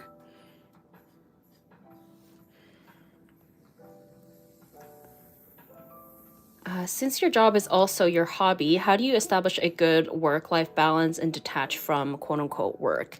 Yeah, it's definitely a challenge. That is something that I'm constantly wrestling with, to be honest. I unfortunately do find that I don't do a ton of artwork that is for fun, I guess. Like almost pretty much everything that I make, like art-wise, it is to be monetized in some way, because it just seems like a missed opportunity not to. But as I was mentioning before, like with at the beginning, I've been exploring hobbies that are just not related to art. In that way, I can truly have other things that can just be a hobby. Hence the K-pop dance lessons. So, oh, this is actually a little bit darker than I anticipated. That's okay. It's fine. So, yeah, another thing is like in terms of being like a work from home, make my own schedule type person, I also do give myself like the evenings off. This week I have been working a little bit later, but overall, like I force myself to not work at any point in the day, because then that just turns into working all the time. So once like 7, 8 o'clock hits, if I don't have like a super pressing deadline, I'm like, okay, I'm done working for the day. Turn off the computer, turn off the light in the studio, and just like go to the couch and like chill. So yeah, you just have to like really be firm on your boundaries when it can call for it. There's exceptions sometimes, like if, yeah, like I said, if I have a deadline or something, but yeah, it takes a bit to adjust. By the way, who is your favorite Oran High School Host Club character? Mine is Nekozawa. I love Nekozawa. Oh my gosh. I always forget about him, and then when I rewatch the series, I'm like, oh my god, I love him. So funny. My favorite character has always been Tamaki. He's kind of, him and Howl from Howl's Moving Castle have like kind of similar energy, and I love it. Like they're just kind of drama queens, and they are, I don't know, it's very amusing to me.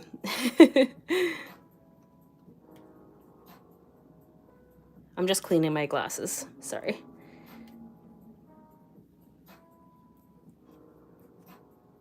Okay, there we go.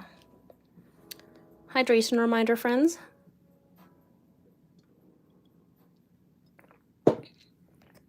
Oh my god, guys, I was making lunch for my husband and I totally made an angry face on my husband's sandwich with the mustard. So funny. Oh, that's so cute. Oh no, I'm late. I thought it started at 3. Oh, that's okay. Thanks for coming. Have you seen Black Butler? I haven't actually. That's one that seemed to have escaped me somehow. I know it's very popular.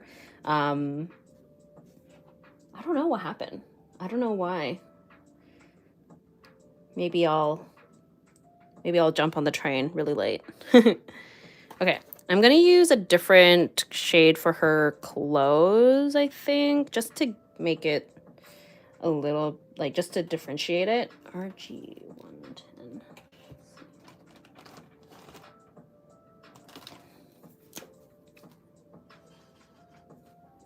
Just because, yeah, I feel like it's more interesting to get different colors going here.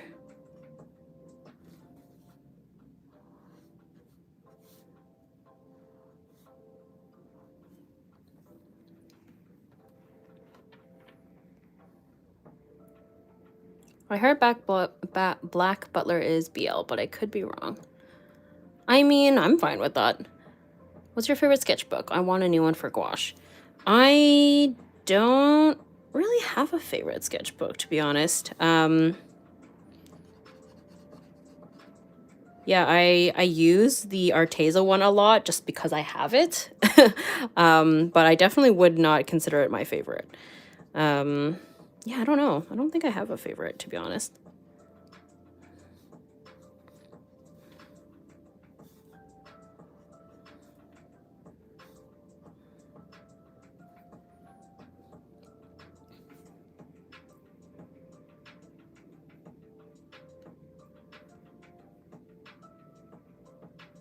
Where do you live and where are you from? I am based in Toronto and I am from Canada. I've lived in Ontario my whole life. I never thought I'd be a K-pop fan, and then I gave New Jeans a try thanks to you, and I'm hooked. Oh my god, yay! I love it. I love hearing about people checking out and going into new endeavors or interests because of me. That makes me happy. Yeah, I've been taking K-pop dance lessons, which I had mentioned earlier in the stream, and the current dance/song that we're doing right now is OMG by New Jeans, and it's very fun. Challenging. The dances are deceptively hard, but it's fun. It's really, really fun. Okay, I'm not gonna go too ham on that. Her eyes are red, like a white bunny. Let's go with this color. How do you like Toronto? I want to move there from Ottawa, but my partner keeps telling me there's too much crime. I mean, it is a big city. It's definitely going to be extremely different from Ottawa. I would say it might be a good idea to maybe, like, if you can, like, come visit for like a weekend or something, or longer if you can, to get a feel for it. I mean, I'm guessing if you want to move here, you've probably been here already. But I feel like spending a decent amount of time in a city will like help give you an idea of what it's like.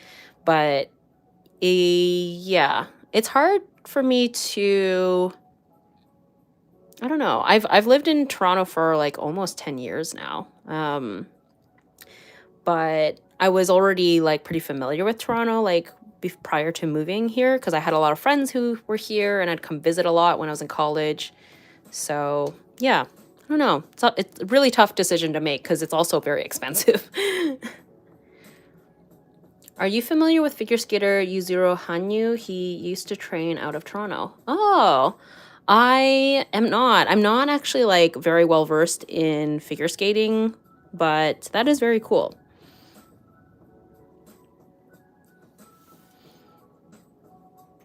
I will say, I love living in Toronto because, well, like besides the fact that like all my friends are here essentially, or most of my friends are here, I love that the city just has so much to offer. Like so many concerts and events come here. I love trying out new restaurants and going to all these like different events, museums. There's like beaches here, but it's also like, you know, it's a city. So there's just like, there's so much to do. So for me, like those are big things. I also don't drive. And so being able to take public transit is helpful. The public transit is hit and miss, but you know, I know certain cities are, you know, driving oriented. So like that wouldn't suit me. So it really just, it depends on, you know, what kind of lifestyle you lead/want.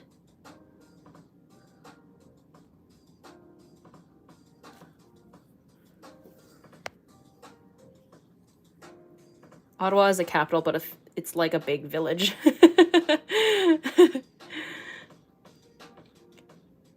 Do you like Avatar: The Last Airbender? Let me tell you, I And people who are already really familiar with me are going to be like, oh my God, here we go again. Avatar: The Last Airbender is like one of my absolute favorite shows of all time, like of any medium, not like just animated. It's like, I love it so much.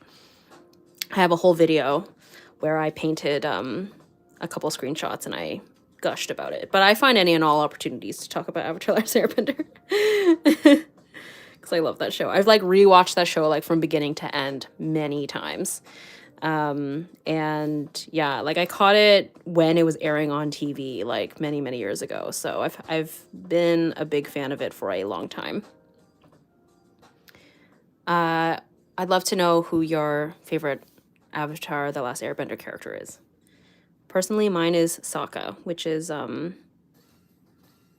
sometimes surprises people, but I love him.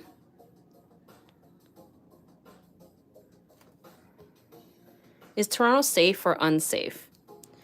I mean, again, I think it's just one of those things where when you live in a big city, there is a lot of characters, I suppose.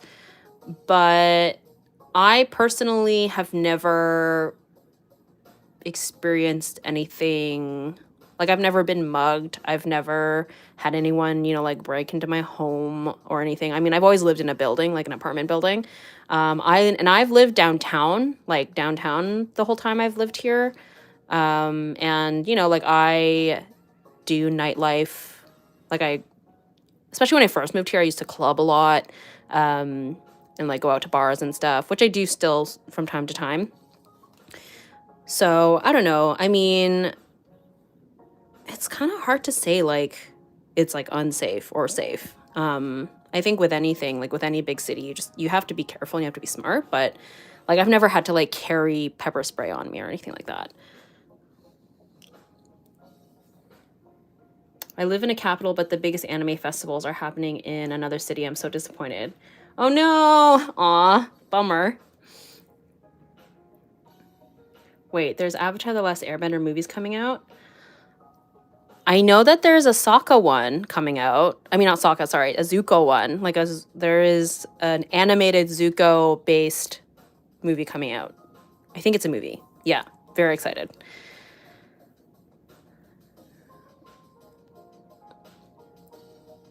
Oh my God, I literally told myself hours ago to watch out for the live stream. Why am I so late? Oh, it's okay. I'm glad you're here.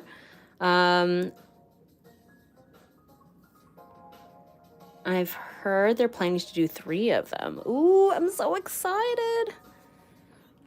Yeah, that's the content I want. I was like, another live action thing? No, I don't want that. But now that they're doing the animated stuff, it's perfect. I'm so excited.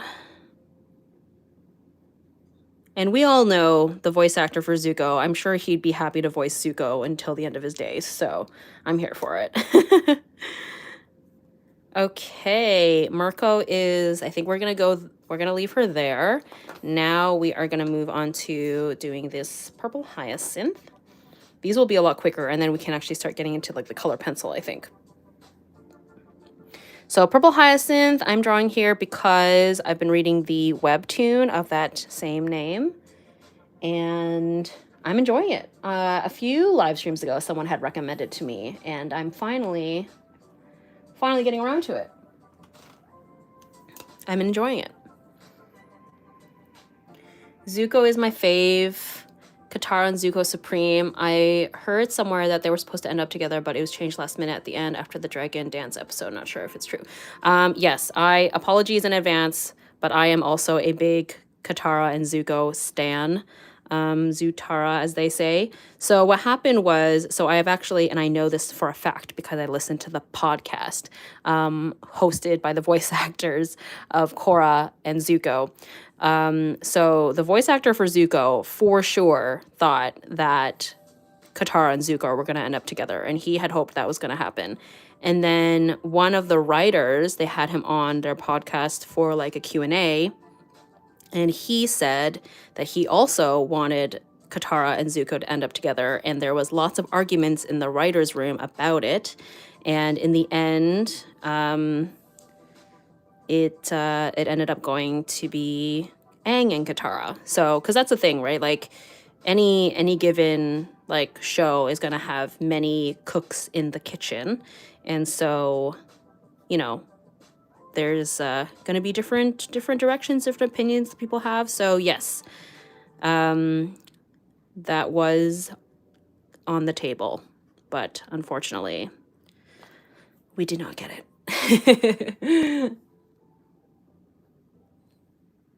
Damn, the writers got into a shipping war. Literally. Literally. Can you imagine? Oh, crazy.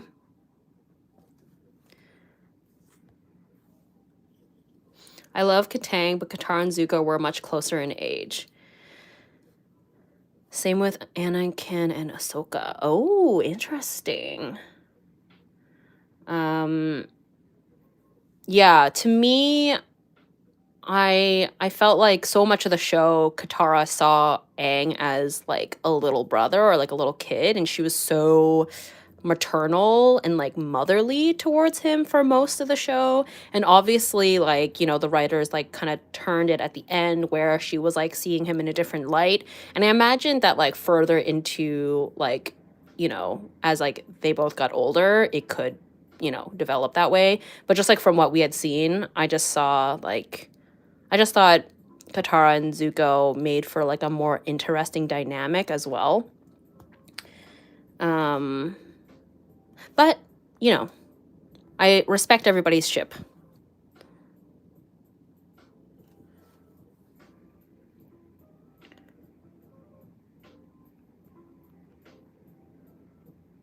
To me, it felt wrong she ended up with Aang. He may have been over 100 years old, but he was still 11 when he was unfrozen. May and Zuko are so cute, though. I mean, I think for me, I think May and Zuko, like, I really like May. I think that she's like a really cool character. But I think that I mean, I think the beach episode kind of illustrated why I think that their dynamic didn't make sense for me. Where like I think Zuko really needs like, I think his love language is affirmation because he never got it with his father. And so like, I think that he needs that like, I think he needs a warmer partner. So I feel like that's why I liked Katara with him, because she is like a warm character. I don't know. We could argue about this all day, I'm sure.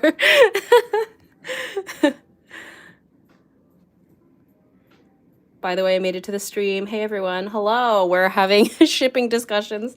I always loved Zuko. I wanted him to be mine. Maybe that's why I didn't like Mayor. I don't know. Amazing. I love that.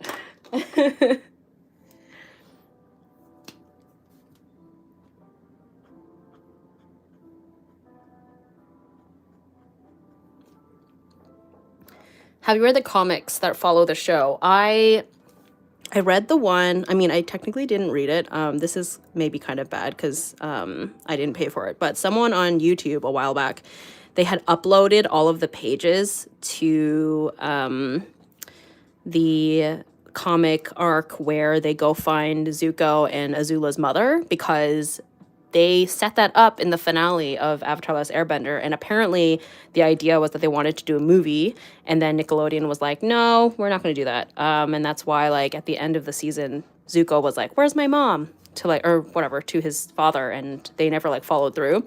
And so they were supposed to turn it into a movie, which I think could potentially be what they're doing now. But anyway, so they ended up turning it into a comic, and I really wanted to know what happened to his mother.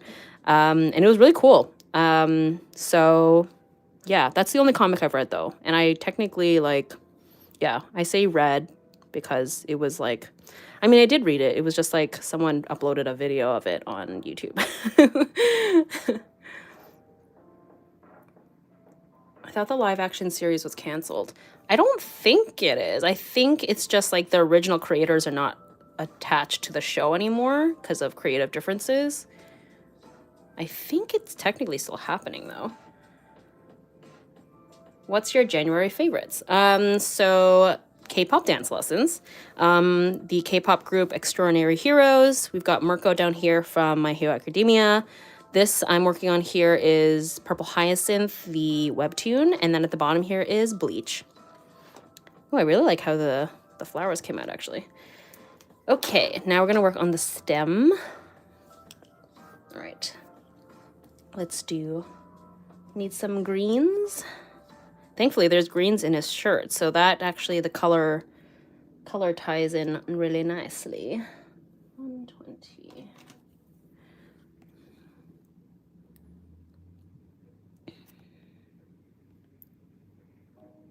But you have to agree, Suki is the best. Oh, I love Suki. Yes, absolutely.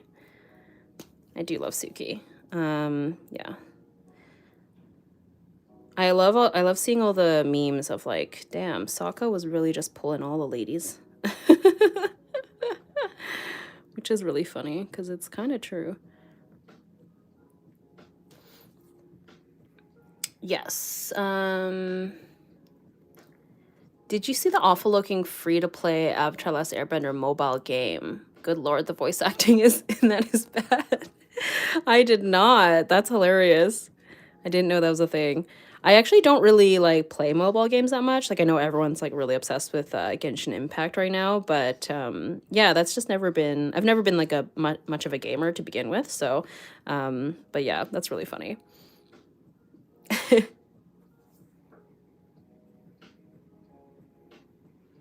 I get too attached to fictional characters. Oh yeah, me too. I definitely do. Literally, I was watching Vox Machina, and I don't want to give any spoilers, but you know, like things were happening, and I was like, oh my god. So I literally had to like pause the episode to Google if X character was gonna die, like officially, because I was just like, I can't handle the stress.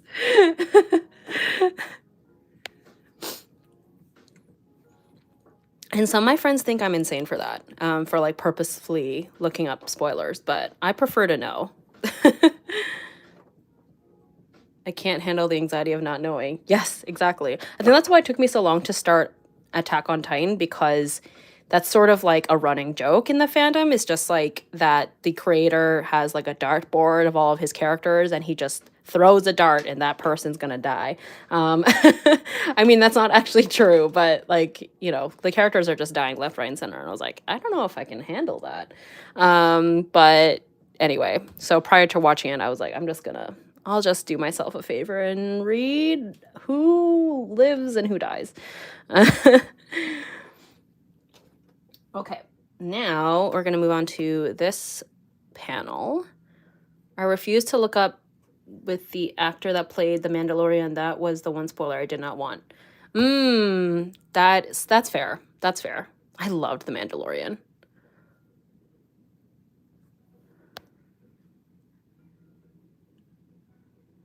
LOL is Sayama and his dartboard.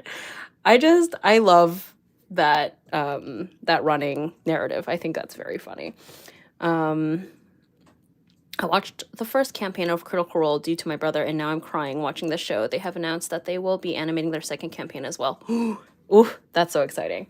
I like have never even listened to their campaigns or watched their campaigns, but I just like that is truly like the most amazing story. So for those of you guys who don't know, like The Legend of Vox Machina, the animated TV show that we're talking about, it is based off of a Dungeons and Dragons campaign that was a group of voice actors, and they had like, you know, made it available for the public to listen in on, and you know, just amassed this like huge following. And then they did a Kickstarter campaign to do like an animated special, and the Kickstarter just like did so well that it just turned into like a full-blown TV show. It's incredible. Like I think that's just like the most amazing story. And the internet and the tools that creators have these days is incredible. So yeah. So even though I'm like, you know, not the same type of fan as like, you know, people who've been with the Critical Role gang for a long time, I just think that's so cool.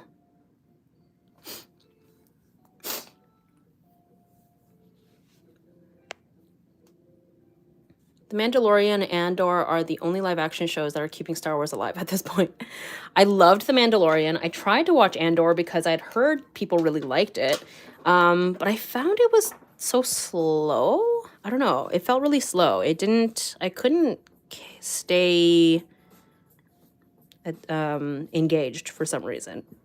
Maybe I didn't give it a long enough shot, but I am glad that, you know, people are enjoying it because, yeah, Star Wars seems to be kind of hit and miss these days.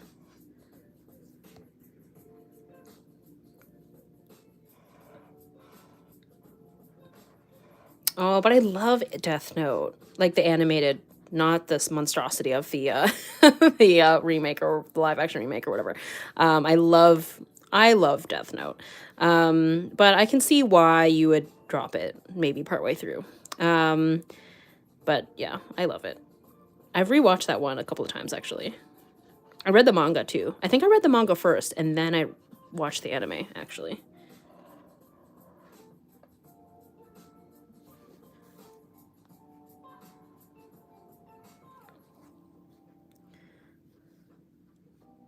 I love Obi-Wan. I wanted to love Obi-Wan, but again, it was like I watched like the first 2 episodes or something, and I was like, I don't like this. Like, I was hoping it was just going to be about Obi-Wan and Anakin, or like Anakin, like, you know, coming into his Darth Vader ways, I suppose. But then they were like, here's child Leia, and I was like, oh, I see where this is going, and I don't like it. But I'm glad that other people enjoyed it. Is the pink you're using inspired by the Bleach opening? Yes, that is exactly what we're doing. So for context, this little spot is to represent Bleach, Thousand Year Blood War, and the opening is so sick. Like, Bleach has always been so stylish, and they decided to do their entire opening like grayscale and then with this like hot pink background, and it's just so cool. Yeah, so anyway, that's what we're doing. It's sick. It's so cool. Where is it better? Oh yeah, here we go. It looks so cool. Oh, this image is extremely blurry. Sorry, friends. Anyway, that's what we're doing. Boba Fett was good, but it got better. Mando came. Oh, right, Boba Fett. I forgot that was a show too. I didn't watch that one.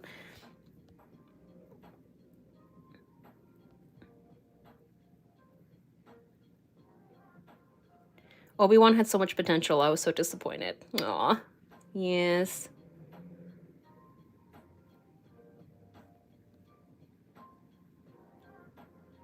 I saw TikTok once where they explained why Star Wars and Harry Potter have the same plots, just different genre. I mean, I think it's pretty common to have like a chosen one, and like a, you know, the hero's journey is like a pretty common, you know, trope, I guess. And it works. Both franchises are extremely popular, so.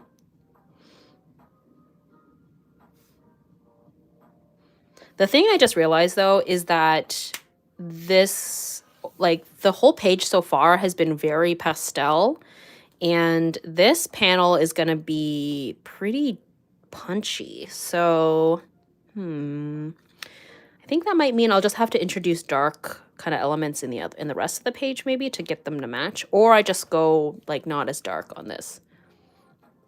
I'm living for the color palette. It's so pretty. Yay, thank you. Yeah, pink and purple are definitely like my comfort zones, I think.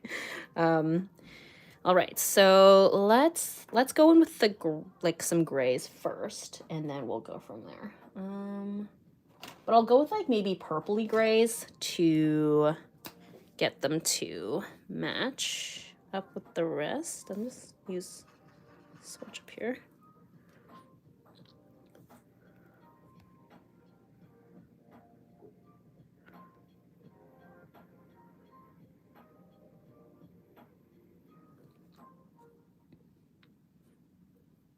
Oh yeah. That is something I actually did this month that I thought about including on this page, but just didn't end up fitting, was I actually did go see The Cursed Child. And the production was amazing. The story was like fine, I suppose. um it just like, you know, it was just like an excuse for like Harry Potter nostalgia. But the production of the show was definitely worth it, for sure. And that's kind of what my friend told me going into it. She was just like, yeah, once you get past the fact that the plot is just an excuse for Harry Potter nostalgia and you just appreciate the production of the show, then it's fine. They did some really amazing things that I was like, how the heck did they do that? So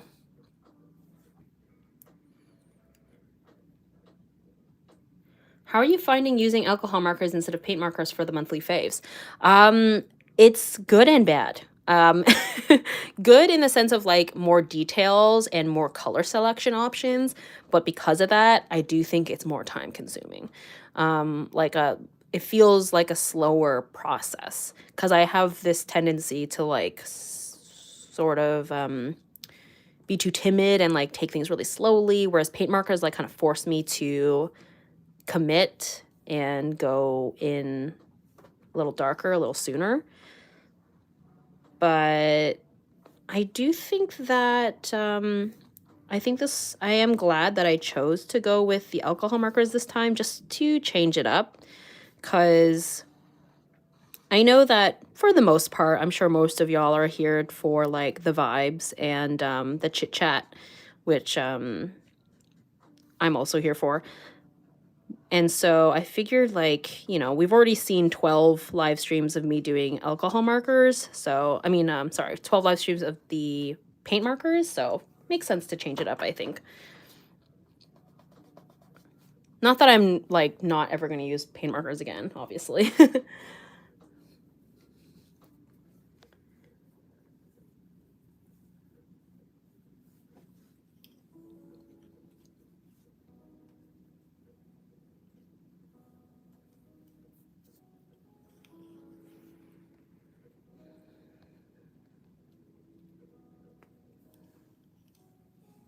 I'm just cleaning off my glasses again, sorry. But actually, I think I might also step away for a bathroom break and also to fill up my water. So this might be a good intermission for everybody to, stretch your legs or grab a snack or whichever you need to do. I will be right back, friends.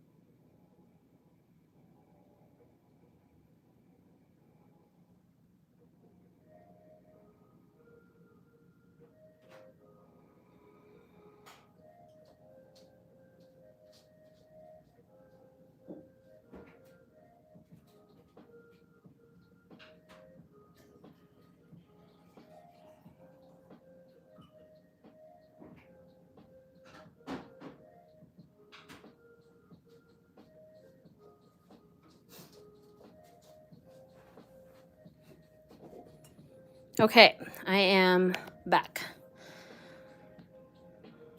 Hello, hello. Back in the house.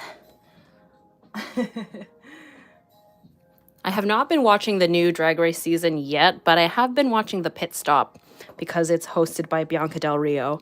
And I'm finding I enjoy just catching up with the show via the Pit Stop and like their kind of commentary and summary. It's just it's a faster way to consume the show.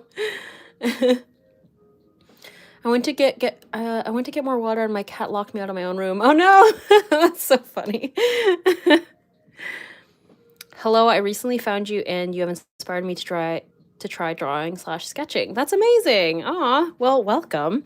I hope that you enjoy the vibes. I like to think that I have a pretty sweet community here on the internet. And that's so exciting. I'm so happy to help, kickstart your drawing journey. I came back and now I have a cat on my lap. That's amazing. Bye-bye. See you later in your next live stream. Thanks for coming. Have a good day or evening or night, whichever. Thanks for coming.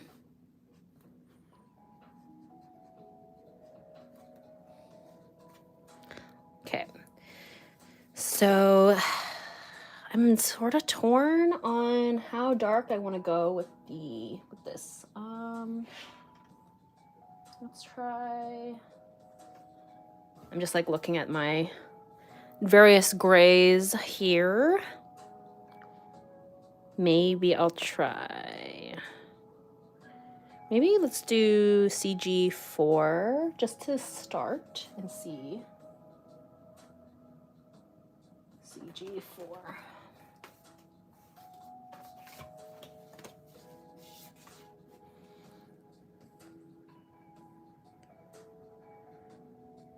Maybe you could do a dark background on the shoe to help balance it out.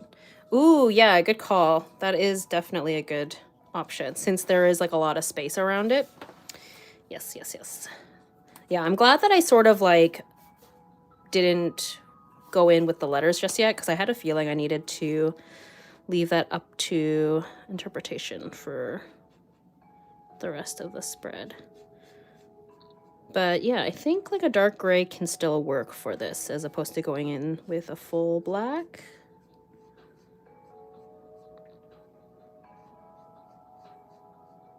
Another option as well is this guy here from Extraordinary Heroes. In the music video, he actually had black hair. And then the little devil horns were like colored. This like pastel purple hair was like for live performances, I think. So if I really wanted to do that, I could kind of go that route as well, but we'll see how. I like the purple hair on him though, so. And it kind of matches up with Mirko, so yeah, we'll see.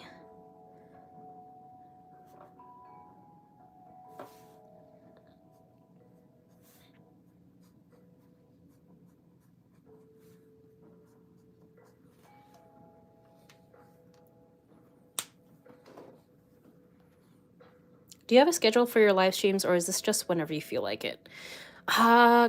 Mostly whenever I feel like it. But I will say I typically do them at the beginning of each month to do these like monthly favorites. And I usually do them on Fridays or Saturdays, but they're not like, it's not a hard guarantee, but that's typically when I aim to do them.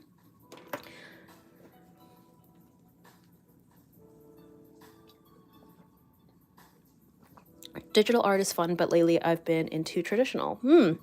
I've actually been kind of toying with the idea of finally diving into more digital art for some variety. I actually just finished up my Patreon sticker rewards that I ended up doing digitally. I'll give you guys a little sneak peek here. So there's actually going to be 2 stickers this month. So there's going to be a cute little bunny and a little cat. I think they're really cute. Originally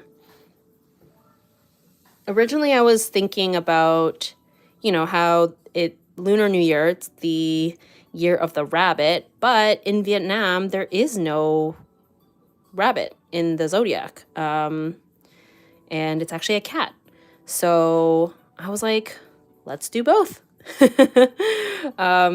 Yeah, so they're going to be matte and they're going to be like slightly mini sized. And when you place them next to each other, they're going to be kind of like looking at each other. So she's actually kind of looking a little bit this way and then she's looking a little bit that way. And I kind of just wanted to go for that like super shoujo style. And I had so much fun with the eyes.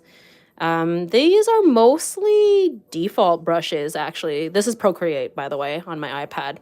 So I think it's like the Bonobo chalk for like that speckly texture, and then like the HB pencil or whatever for like most of the rest. It's pretty simple. Yeah, so she has like a more feline kind of elongated eye, and then I went for like big doe eyes on her. I like shoujo style. I naturally draw big eyes. Yeah, they're so fun. Like eyes are always like, you know, the fun part to draw. So it makes sense just to like lean into them and just make them big. Okie dokie. So look at that. We're like, you know, we've made our way through these. Yeah, actually, I don't mind this. Yeah, I don't mind this gray. It's like not... It like works because it's still darker than the rest, but it doesn't necessarily need to be black. So this actually worked out fine. Let's see the bleed through. Oh yeah, so you can kind of see, I don't know if you can tell, there is a little bit of speckling here. So not perfectly bleed proof, but like pretty good. Just like certain colors, or if I've like really saturated an area or something.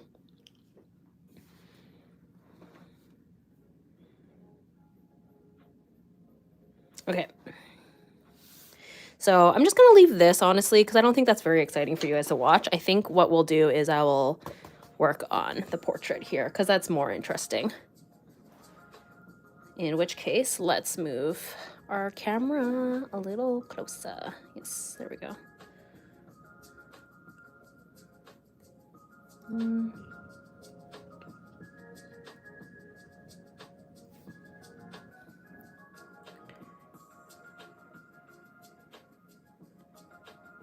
gotta head out, but thanks for the stream. Can't wait to see the finished page. Yay, thanks so much.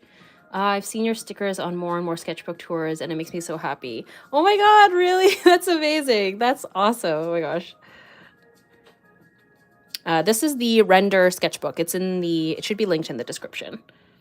The only exception is big eyes only in a style is Bratz. Large lips too. The Bratz dolls are, I feel like they are very polarizing. I feel like people either absolutely love it or hate them. I actually quite enjoy the Bratz. I think that they really, really do encapsulate the Y2K aesthetic, which I also have mixed feelings about in general. But generally, I don't know. I think it's fun that they were trying to be the antithesis to Barbie. I don't know.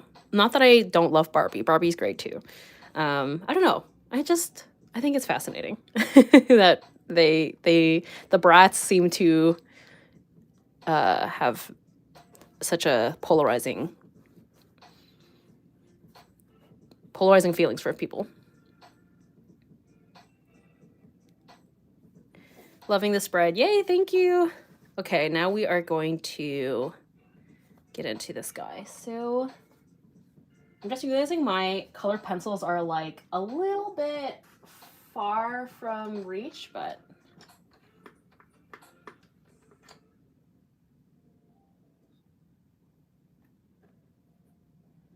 or maybe I should just hold on. Can I move them closer? Yes. All right. Yes. All right. Okay. We are certainly live. Okay. Bratz dolls were my absolute fave as a child.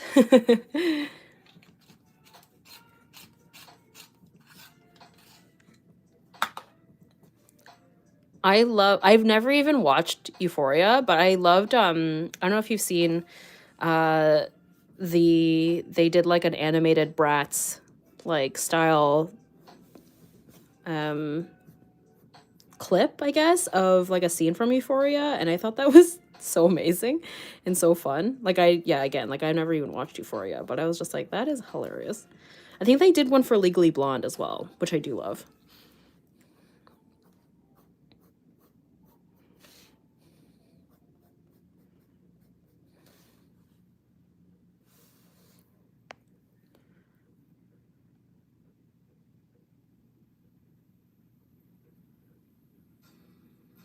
I dare you to do a future drawing with Crayola markers. They have skin tones now as well. I've definitely seen a lot of people do like, yeah, like cheap art supply video challenges, which I think are so fun. But the thing that I guess my hesitation with it is I feel bad for buying / acquiring art supplies that I don't think I'll use again. Which is why I haven't done like a challenge like that myself. So it's possible, but I don't know if I would be doing it anytime soon.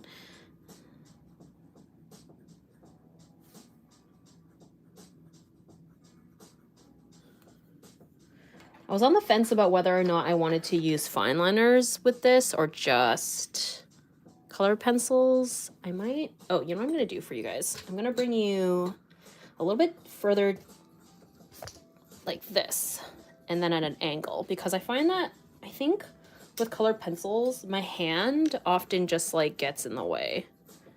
So if we're at an angle a little bit, I think you'll be able to see it better. Like this, yeah, okay.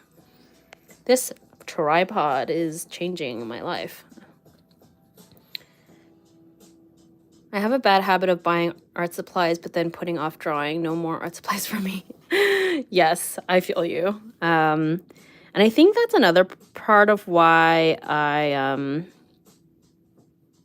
don't buy a lot of art supplies as much anymore either, because I also feel like I don't go through them or use them as much as I would like, considering how much art supplies I have.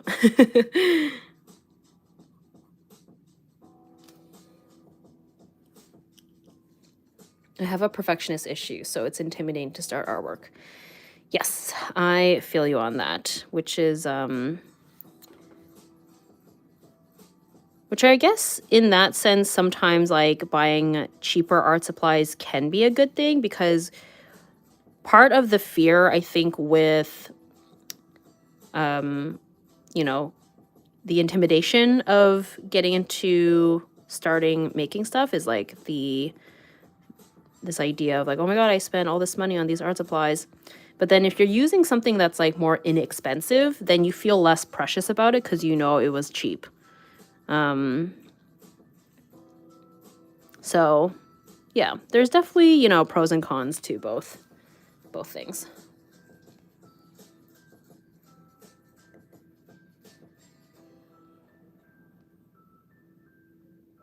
Current favorite shows. Right now, I am really loving Vox Machina, which I was talking about pretty extensively earlier. It's on, what is it on? It's on Amazon Prime. What other shows have been, oh my gosh. This is like sort of silly, but I've also started watching Stray Kids Code, I think, is their variety show. Stray Kids, the K-pop group. So I've been watching a little bit of that as well. What else? I watch a lot of YouTube, actually. Oh my God, wait. I can't believe I forgot. I've been watching The Untamed, like the Chinese drama. I can't believe I forgot to mention that. It's definitely kind of slow to start, but I'm intrigued. I'm curious to see where it goes.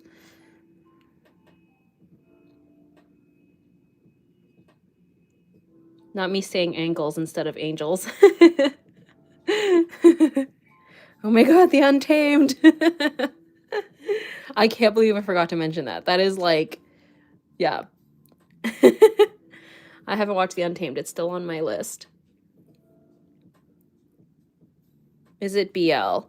The live action version is, because of like China's censorship, it's very heavily implied, I think, but not explicitly so. The books 100% are. I've never read them, but this is just my understanding of the whole series. And then there's an anime as well, or I should say like an animated version of it that I really, really wanted to watch originally, but it's harder to access for me. Whereas the live action is just like on Netflix. So I really want to watch the animated version at some point, but yes, I am enjoying it though. So like if you like a slow burn, like an extreme slow burn, then you know it could work for you because it's all implied in the live action version.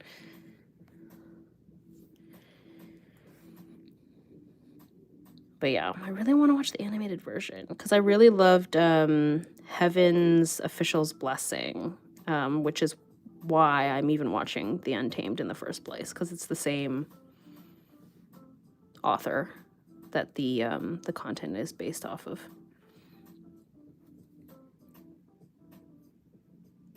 Do you have a hashtag for if someone wants to do favorite sketchbook page of their own? I actually don't have a hashtag for it. Right now, people have just sort of been tagging me with like in the description or whatever. So you can definitely do that. I have my own personal hashtag for my own favorites, but yeah, like feel free to do it. I'm happy to have everyone join. I've mentioned this a few times before.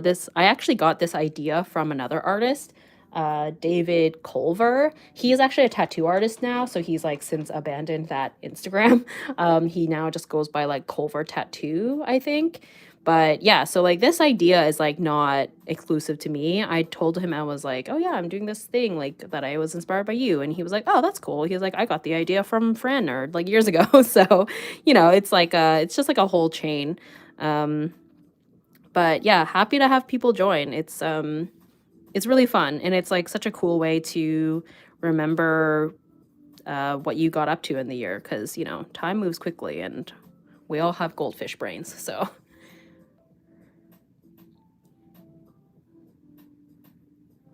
I always get confused between Heaven Official's Blessing and Heaven's Official Blessing. Oh my god, me too. I literally cannot tell you which one's the right one. I never remember it either. Have you seen Link Click, a Chinese anime? It's highly, highly recommended. Oh, I have not. I tried to read the novel, but honestly, it wasn't for me. I love the live action drama. Did you know Wang Yibo, who plays Lan Wangji, was in a K-pop group before? I had heard that. My friend who is obsessed with the show, and I think she's also read the novel, yeah, she told me that he was in a K-pop group. So I was like, wow, that is really fascinating. I mean, he's certainly very, very handsome.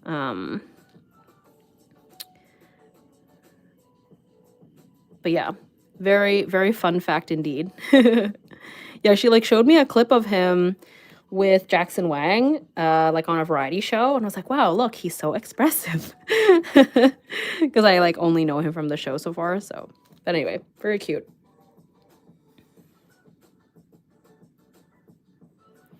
So yeah, I think for the shadows, we're gonna go ahead and use like this purple just to lean into the very colorful color palette that we've got going on here. But I can already tell that I'm spending like way too much time and like getting really nitty gritty about the details on this. It's hard not to when you're using a reference photo of like a real person. But yeah, whereas like with the paint markers, it just like really forces me to keep it simple. It's hard not to just like go detailed with this, but maybe I'll try not to be so obsessive and maybe go a little quicker here, but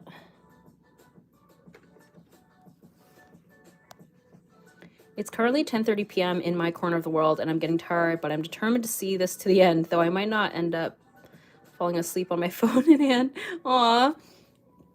Well, I'm very thankful to have you joining and hanging out with us. Sorry that it's so late for you. I probably won't end up finishing this entire page in this stream just because of how long it's taking me. Like, I'm just moving so slowly.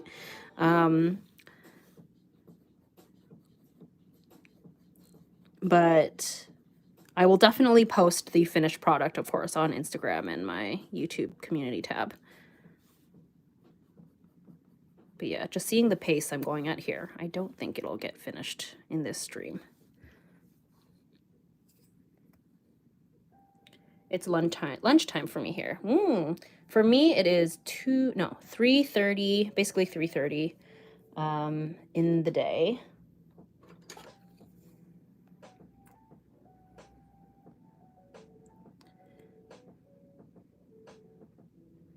At least you're working on the whole page in one session. It's not like you feel like you have unlimited time.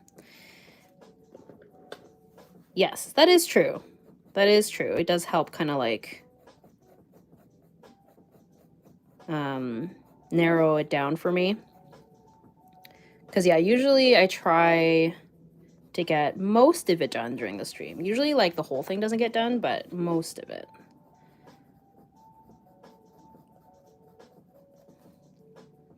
Okay, I think I need to like leave, just like go in with the more important parts. Okay, so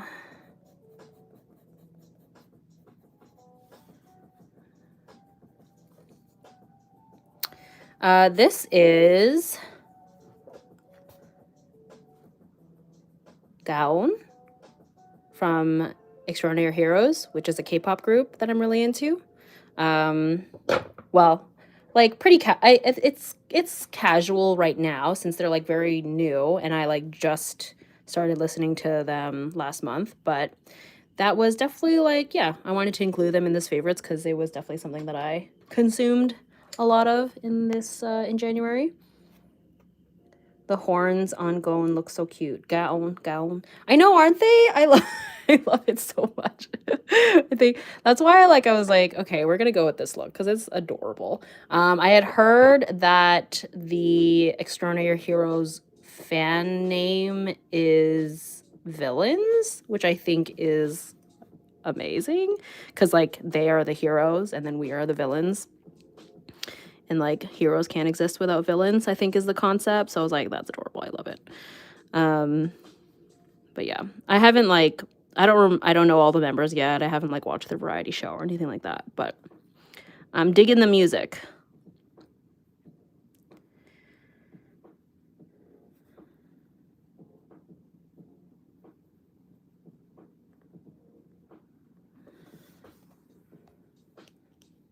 He's turning out so beautiful. Yay, thank you so much. Okay. The other thing is I want to, this one.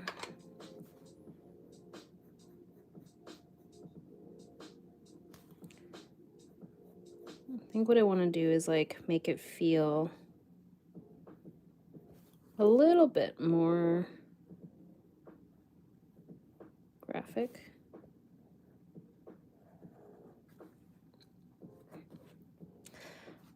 I don't know, guys. I wonder if this is just gonna end up being like way too detailed for. It'll be a learning experience. It'll be a journey of style choice throughout these months, I guess.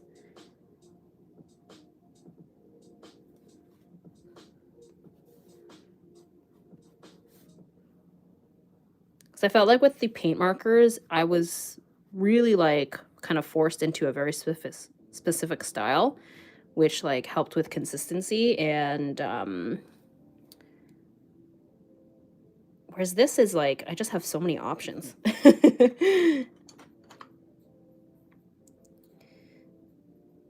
But yes, I do find this combination of mediums like really fun to do. So still a win in that regard. I'm enjoying the process, so.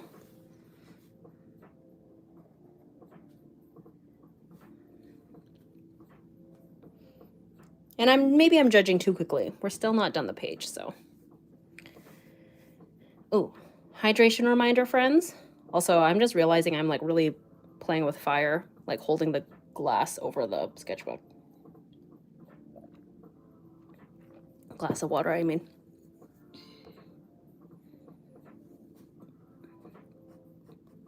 Okay.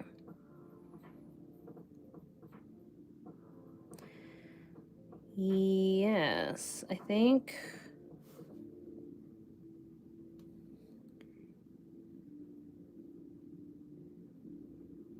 I've spilled water so many times on my sketchbooks. Oh no, that's so devastating.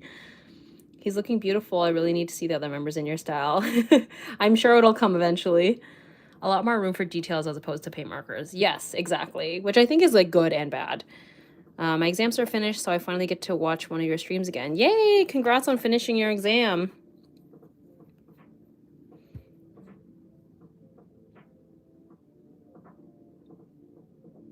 Yeah, it was really nerve-wracking doing like more realistic portraits with the paint markers just because like, yeah, details are harder to do. But it's sort of, yeah, like forced me to do a more simplified, stylized kind of vibe. Whereas now I can like get more into the nitty-gritty details, but that also means I spend more time on it. Whoop. Whoa, that was not even close. Okay.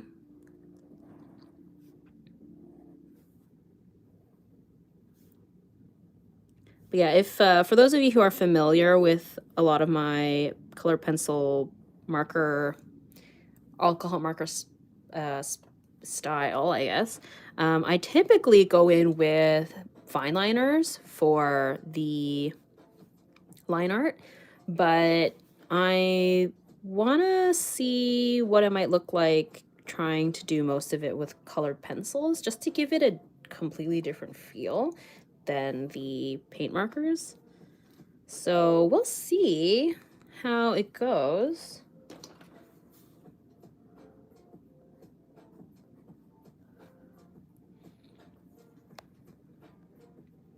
How long did it take for you to improve drawing males? I find them so hard because of the anatomy. That's kind of an interesting topic. So my kind of art journey, I suppose, was, yeah, so when I was younger, I kind of started out with mostly, like almost exclusively, drawing anime characters. And a lot of them actually were male characters. And so I have been kind of drawing male characters for a long time. And then when I kind of grew out of, or like kind of taken a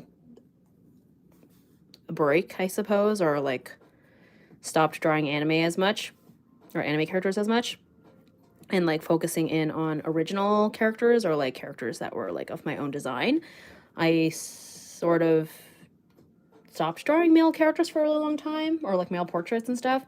And then now I've kind of come full circle where I do both. And so I guess drawing male faces never really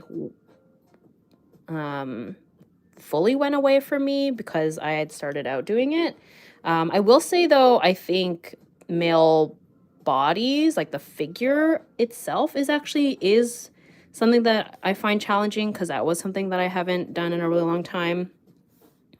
So portraits, I think I've got down because it just is something that I do more often, but with everything, it just comes with time and experience.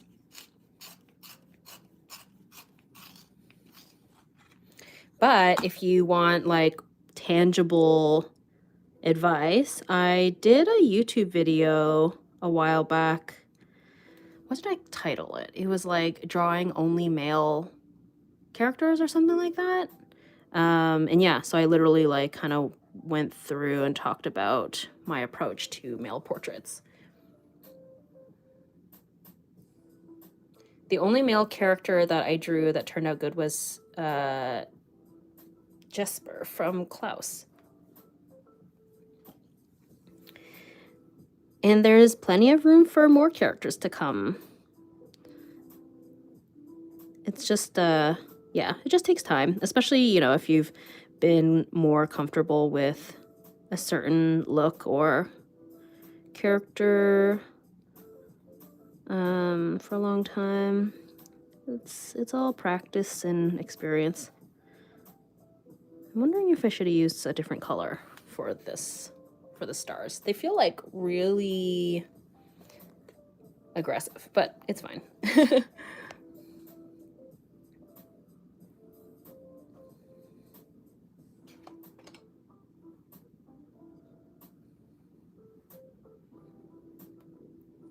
How many sketchbooks have you filled? Ooh, 14. That's amazing. Good job. I have definitely not filled 14. I don't know, actually. I would have to check, but definitely not 14. Like, not even close.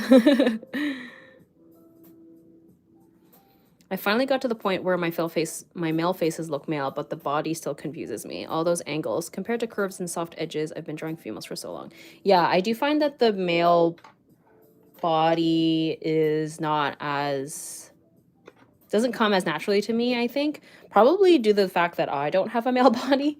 So I think that might be part of it. But it is something that I want to get better at. But all in due time.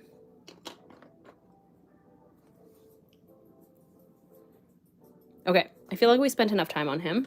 Let's move on to Mirko at the bottom here. He's like mostly done, I think, so it's all good.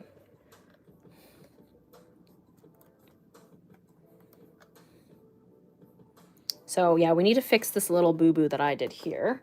So what I'm gonna do is first switch my reference photo. Not that I really need it, but.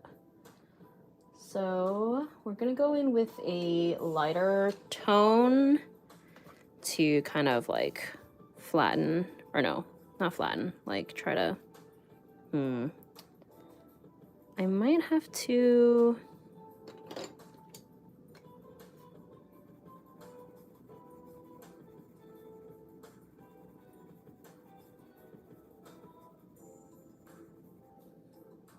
dang it. Well, let's just keep going. It's fine.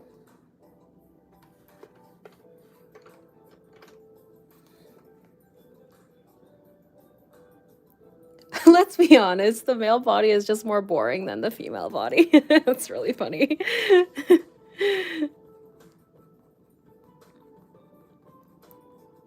I do think that the female figure is maybe more approachable for people because it is like lots of soft curves typically.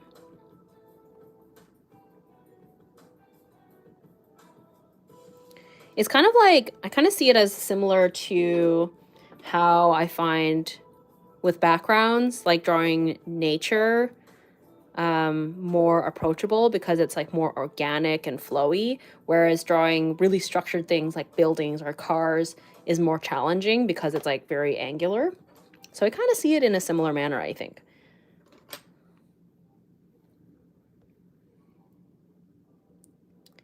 Have you listened to Vibe by Jimin and Taeyang? Yes, I'm obsessed. Oh, that definitely could have been part of the favorites. That's like an honorable mention for sure. I am obsessed with that song. It's so good. It's a vibe, if you will. I also watched the Sichuta, like the little interview, sit-down interview that Suga did with Taeyang. And it was so cute, so wholesome to see like Suga like full fangirl and like hearing him talk about how influential like Big Bang was for them. And, you know, I I love that stuff. It's very wholesome.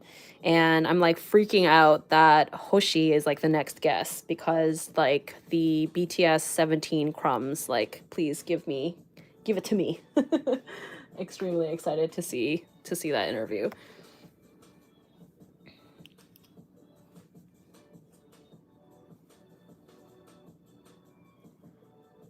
Okay, I think I'm gonna use purple. Yes, use more. Whoops.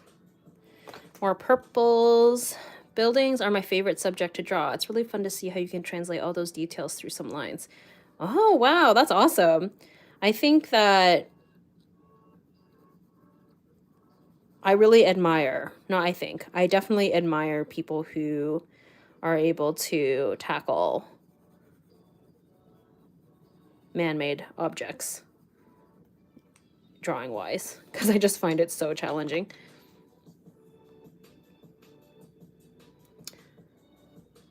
I feel like you can experiment more with drawing buildings. A face can look very wrong very quick. That is a really good way to look at it. That is very true.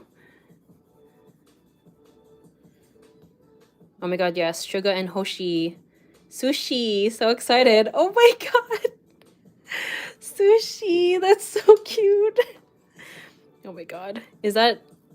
I absolutely love that as like their combo name. Oh my god, so cute. Sushi. Are they being served sushi? I hope they are.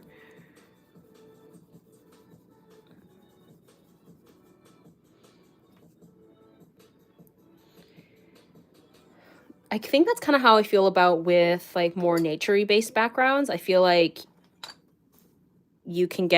there's like more leeway in, drawing trees or bushes and things like that. I think that it's less noticeable if it's like wrong.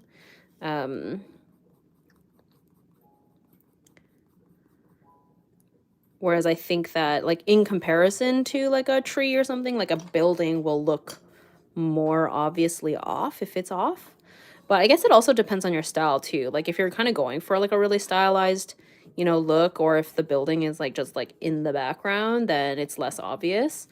But it is true that like a face, people are so familiar with what a human face looks like. So that is definitely something that I think can look like people are going to pay attention to more if it looks off.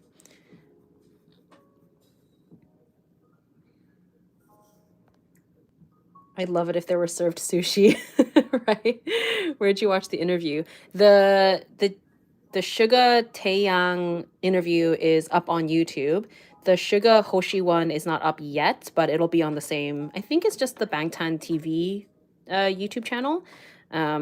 But it's not up yet. They've been like teasing it. There's like a little teaser out, I think, for it and like photos. So I'm just like, oh my god, my faves coming together.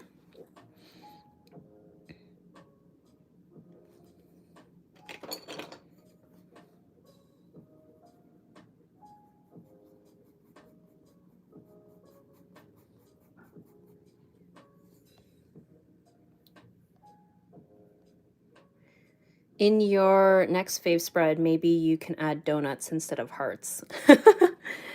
I love donuts. I think the problem potentially with donuts is, well, I guess technically there are donuts that don't have holes.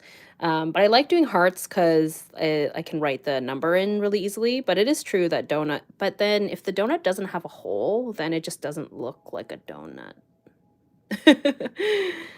But I guess it is true. I could technically change up the shapes of the little things. I guess hearts because they're favorites, right? It's like I loved that thing. Have you heard of the drawing challenge called Funguary? I just finished painting a fairy ring mushroom inspired portrait. Super cute. Yes, I am familiar with that. Feefall, right? I follow her on Instagram, who started that challenge, I believe. I think. Dunkin' Donuts has a Valentine's Day heart-shaped donut. Oh my god. That's amazing. I don't think we have Dunkin' Donuts. Or it's not very common here in Canada. We have like Krispy Kreme. I think it's more common for us for donuts. which I love. Krispy Kreme donuts are so good. There's also like a handful, like there's like a number of like more artisanal donut shops as well that I enjoy checking out. My friend who, this was not for Valentine's Day, this was just for hangout, but she brought Daddy-O's donuts from Mississauga. They were really good.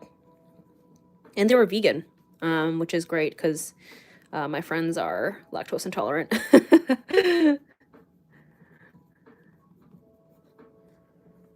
Loving the blue. Thank you. Yeah, I love adding, that is kind of the magical thing with colored pencils on top of alcohol markers, is getting all these kind of variations in tone.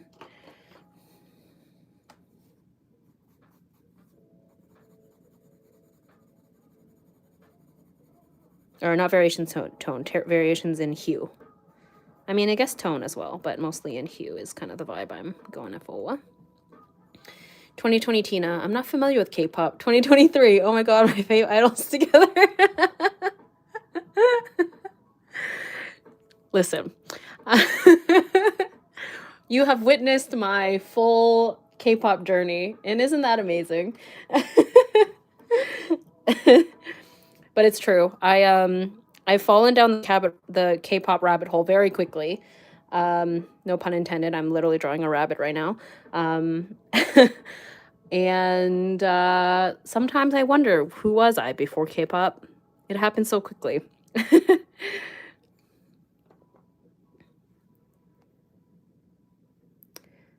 I've never had a Krispy Kreme donut. I'm allergic. I mean, there's plenty of other desserts out there. K-pop is like a vortex that pulls you in and you can't get out. Yes, that is extremely accurate. Yeah, originally I was like, just BTS, that's fine, that's enough. And then I was like, okay, maybe just boy groups. And then I was like, okay, we're just in it. And it's fine. I just, you just gotta embrace it. Just let it happen. And not just K-pop, I just mean in like, when you approach a new interest in general. Just let it happen. Embrace the cringe. Not that K-pop is cringe. I just mean like when you become obsessed with something.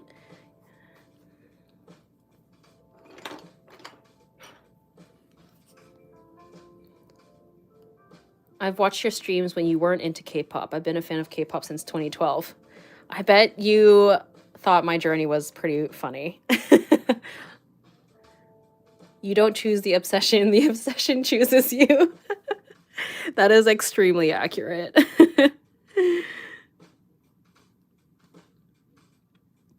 I'm more into old school hip hop like DBSK. LOL, I'm old. I mean, that's totally fine. I feel like we're always gonna, there's always gonna be something like that where you're like, I preferred it when it was like this. That's kind of me and like Disney movies, like Disney animated movies. I'm like, bring back the 2D animation. So I feel you. There's always got to be something like that.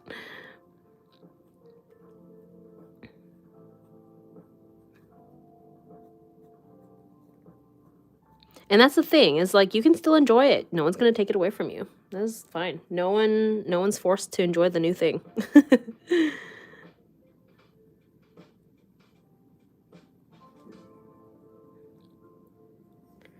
Speaking of obsessions, did you ever go through a Danny Phantom phase?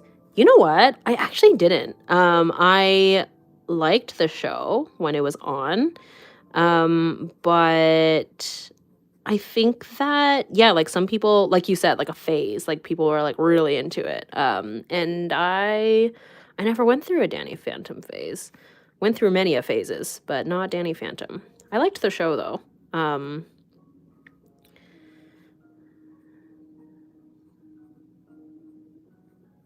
Something happened here. She looks a lot different from the sketch, I feel like.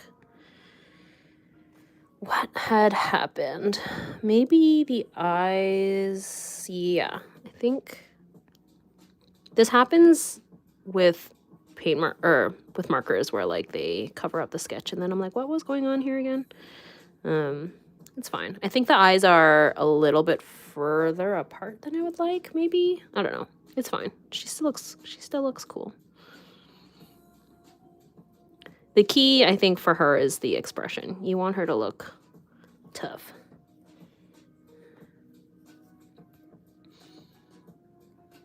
That is an underrated era of cartoons. What was your favorite Cartoon Network show?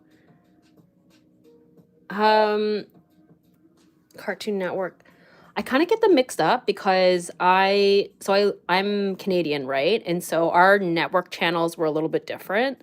So like we didn't have Cartoon Network. It was like the television channel was called Teletoon, and then they would play Cartoon Network shows. But then we also had another one called YTV, and I think sometimes they would play Cartoon Network shows. But I think if I'm thinking correctly, like Powerpuff Girls, Dexter's Laboratory, Imaginary Friends, Foster's Home Imaginary Friends, right? That's like Cartoon Network, right? So if I'm correct, I probably want to go with Powerpuff Girls, or I guess also Adventure Time, right? If we're going a little bit newer. I loved that one too. But there was just something about Powerpuff Girls that I just was like very enamored by.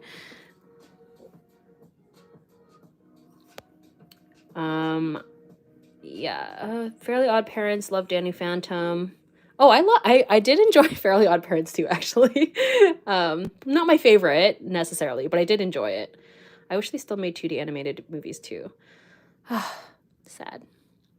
Growing up, I was never a fan of anyone like my peers often were, but now I've become a total K-pop fangirl, and it's just really fun to be in a community and follow these groups. Yes, I think that's honestly, I think that is like a big part of the appeal of like K-pop right now, because it's just very like there's just so many little fandoms, and yeah, like a sense of community is really nice. And I think that's just the vibe of fandom culture in general, is finding that community where you just get to enjoy talking about this thing that you all love. And it's just like overall shit is like kind of like low stakes, because it has nothing to do with like you as a person, really. It's just about like this thing that you all enjoy. Anyway, Phineas and Ferb. Oh, really? I thought Phineas and Ferb was Disney, right? Or, I mean, I guess we're just talking about cartoons. I've been rewatching Adventure Time now. It's so good. He was my first cartoon crush before anime. I'm now 26, so 4 to 5 years younger than you. Danny was a big thing with the kids in my school. Maybe that might be part of it, because I'm a little bit older. Maybe that's why I didn't go through like a full Danny Phantom phase. Powerpuff Girls is one of my favorites. Oh, it's so good. The villains are so fun. I used to love Courage the Cowardly Dog, but now I think it's the creepiest show. It's funny how that happens, right? Like things that you loved when you were younger and you revisit it and you're like, I don't know about this. I'm sure I would feel that way about Cat Dog. Like what was going on with that? They were wild back then. They were really just making TV shows about everything. I loved how Mojo Jojo always had to say his name. That's probably why those TV shows were so great, because they were just a little unhinged. I think Kim Possible was the It tune when I was in high school. Oh, I love Kim Possible. Call me, beat me if you want to reach me. Do do do do. Loved Kim Possible. I've drawn Shigo. Actually, she's right here. There she is. Shigo. Oh, wait, was Teen Titans Cartoon Network? Oh my god, guys. I just dropped my sharpener and there's shavings everywhere. Should I show you guys the disaster? Y'all. Fail. I'll clean that up later. It's fine. It's fine. Anyway. Yes, I scratched that. If I have to pick a favorite Cartoon Network show, Teen Titans. Teen Titans is the one. Love Powerpuff Girls, but Teen Titans was definitely my absolute fave. Not Teen Titans Go. That's not it. I know the shavings. Yeah. You know what, though? At least the sharpener is probably okay. I would be sad if the sharpener broke. Relatable struggle. Truly, like, just fully live, right? We're live. That happened. The fact that the biggest villain in Powerpuff Girls was basically a drag queen. Mojo Jojo? Absolutely. Oh no, him. Him, absolutely. Yes, I know what you're talking about now. Do I have, hold on.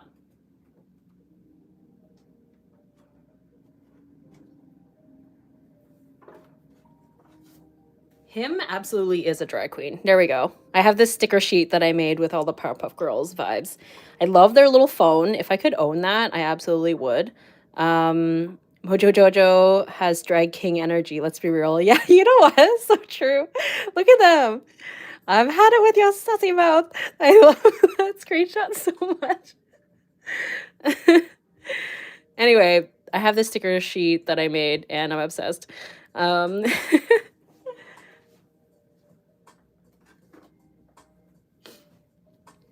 Wow, this chunk of the live stream is truly chaotic. Thank you, friends, for enduring me. Have you seen Owl House or Amphibia? I have watched Owl House. Owl House is super cute. Am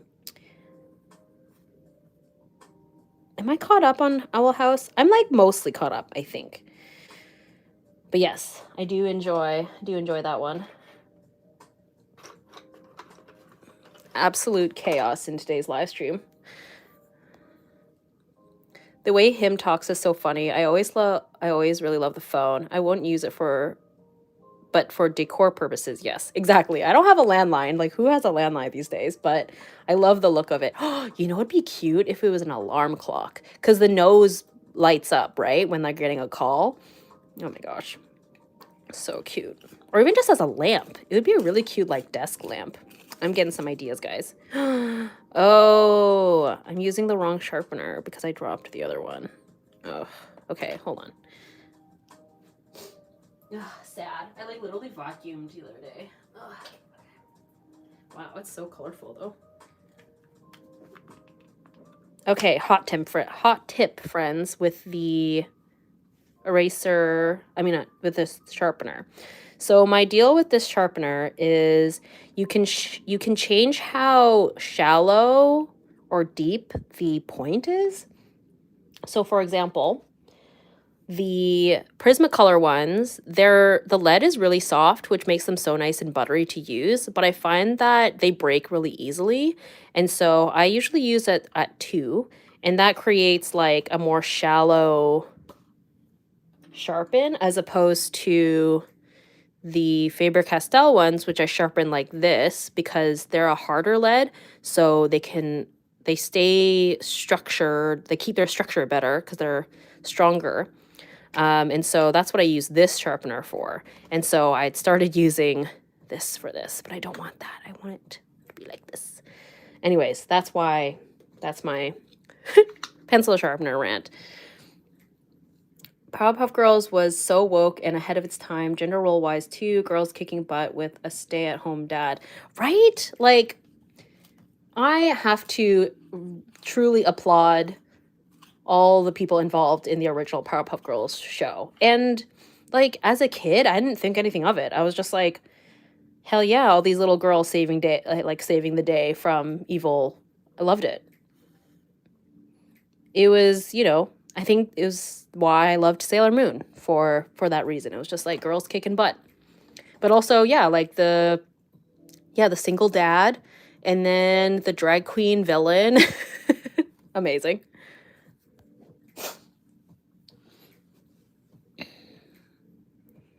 It's so cute how the girls always called him professor instead of dad. Well, yeah. Aw, man, I love that show. I need a high-tech sharpener like this. Oh my god, my Prismas break so often. I got you, friend. I linked this sharpener in the description.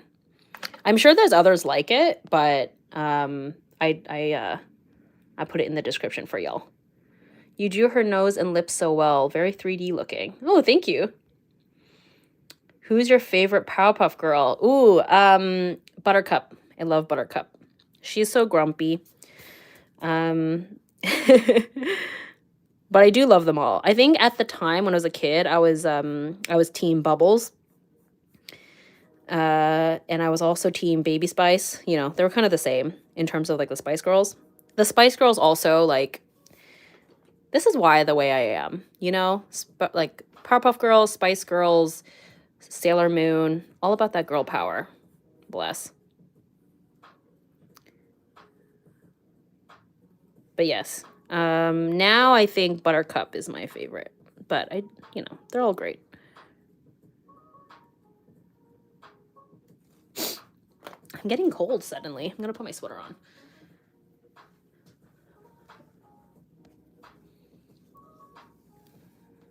They remind me of Totally Spies. Oh, yes. Very true. I loved Totally Spies. Yeah, Totally Spies kind of also gives me Charlie's Angels vibes, which I also love. I like particularly the early 2000s Charlie's Angels movies. Like, they were so campy. I watched them like relatively recently with my friend, and they're so fun. Lucy Liu is a whole slay, a whole queen. I love her.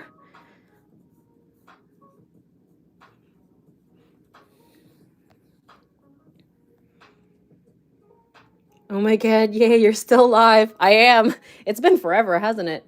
I will probably, yes, okay. I'm gonna finish up Marco here and then I'll call it a day. Just cause yeah, we've been streaming for a while, dang. Did you ever watch Powerpuff Girls Z? It was like an anime version of the Powerpuff Girls. I actually didn't. But it looked really cute. If you want to be my lover, you gotta get with my childhood cartoon obsessions. Extremely accurate, extremely.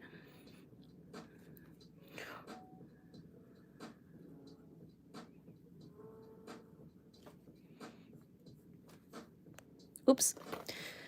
Phone is dying. Let me plug it into the charger. Oh my gosh, this shaver erasing. Okay. Situation. I'm getting really hungry. That's honestly what usually stops my live streams, is like I just reach a point where I'm like, getting hungry now. But I did purposely have like a pretty big lunch right before coming on stream. So I'm like doing pretty good actually. Mostly thirsty, so that's my time to drink some water.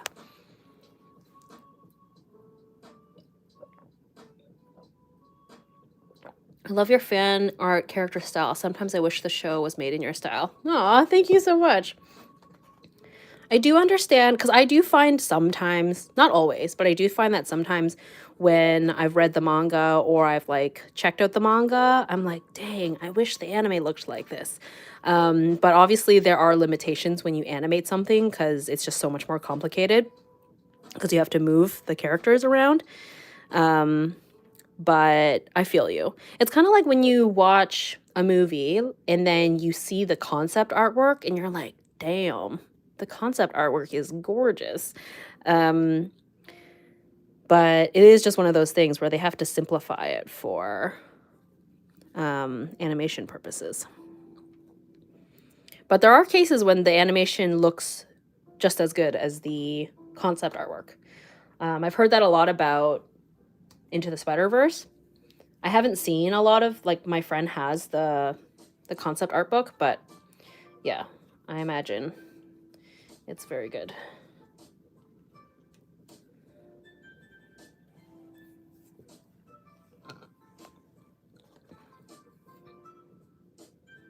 That outline just instantly gave it such a polished look, right? I'm seeing it come together now, friends. Originally, I was like, I don't know about this, guys.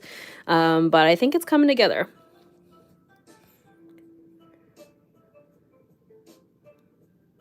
I would definitely buy an art book of yours if you release one. Aw, thank you. I like the idea of an art book. I don't know when that would happen. I think right now I am enjoying doing my little like zines, which are like small magazines. So they're like tiny art books, I guess, which I will have in my shop again when the shop is open, which I don't know when that's going to be, probably like late spring. Sorry, I'm cleaning my glasses again. Gosh, I've been doing this a lot. I really need to get this sorted. But yeah, I think I'm just like not confident in my body of work for an official art book yet.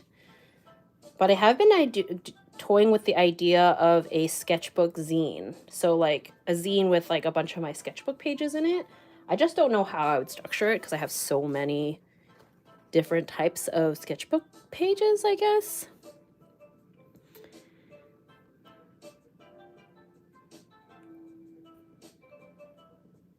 Have you seen Gem? I haven't actually. The Mitchells versus Machines on Netflix also has a very unique art style. I've heard really good things about that one. I still haven't seen it though. Have you thought of doing a K-pop art zine? I don't have enough K-pop art yet, but I'm sure I will down the road. That's a good idea. I actually had never thought of that before, but that's actually not a bad idea. When I reach that point, I'm sure I will. Do you watch Drawing with Waffles? I have watched her videos before. I don't watch her super often, but I've definitely seen her videos before. Yeah, I like that she does a lot of like character design, I think, on her channel, right? Imagine a monthly faves zine. I think that would be good after like maybe 2 or 3 years. That way I would have like a good chunk of them, which actually might be kind of cool that I'm doing a different medium this time around. So then you can kind of see like there will be a distinction. So yeah, that could be good if I commit to this for like another year or 2 years. Please, a Mingyu and Hoshi fan art. Oh, it's gonna come for sure. I mean, I like plummeled everyone to death with that Hoshi drawing I did. Hold on, let me pull it out. Oh, where is it?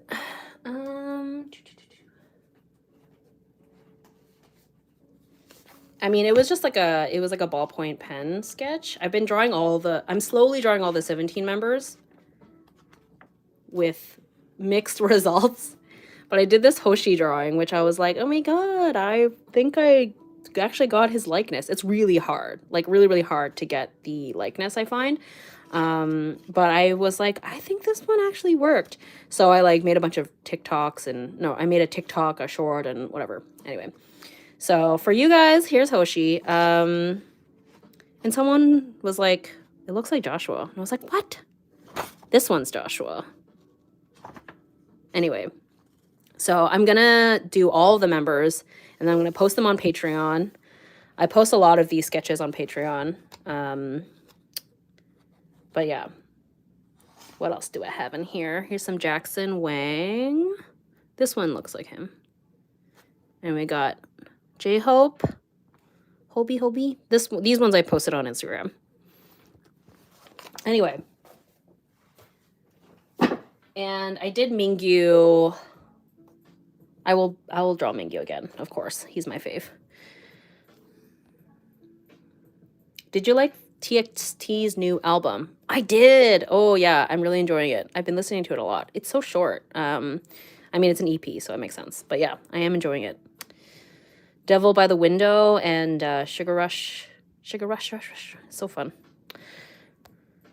Have you ever attempted a Bob Ross painting for fun? I actually have not. I loved watching his videos. They're so calming. And I always just love when he, what does he say? Slap the devil out of it or whatever, when he's referring to like smacking the paintbrush. He just sounds so amused and I just think it's so funny. But no, I have not attempted a Bob Ross painting. I think part of it is because I don't oil paint, and there is a lot of techniques that he uses that are very oil paint based, like a lot of like the wet on wet techniques and stuff. Like I think it is possible to go through the motions with a different medium, but I think it would be a little bit more challenging. Prickly Alpaca did a Bob Ross tutorial on MS Paint. It was glorious. Wow, that is really impressive. Honestly, wish I could get into fandoms more. I feel like I'm missing out on a shared experience. I mean, I understand where you're coming from, and I do apologize that I do sort of like deep dive into all these different fandoms, which I guess is kind of alienating for people sometimes. But I mean, enjoy what you want to enjoy, right? Because I think the thing about any kind of fandom is like it's only as fun as in how invested you are in the thing. So, but it is really fun to have like, yeah, like this sense of community. But at the same time, art is also a community. Like art in of itself is a community. So, and I'm happy to talk about all sorts of stuff. I think it's just I naturally am very excitable about fandom things.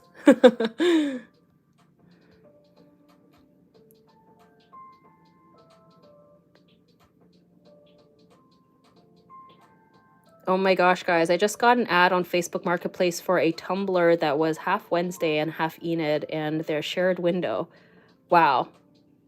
That is extremely targeted. Amazing. Also, speaking of Enid and Wednesday, they really give me Glinda the Good Witch and Alphaba. I always say that wrong. From Wicked. That's like immediately what I thought of when I was watching the show. And I loved it. Okay, I mean, she's kind of done, basically, right? Actually, let's see.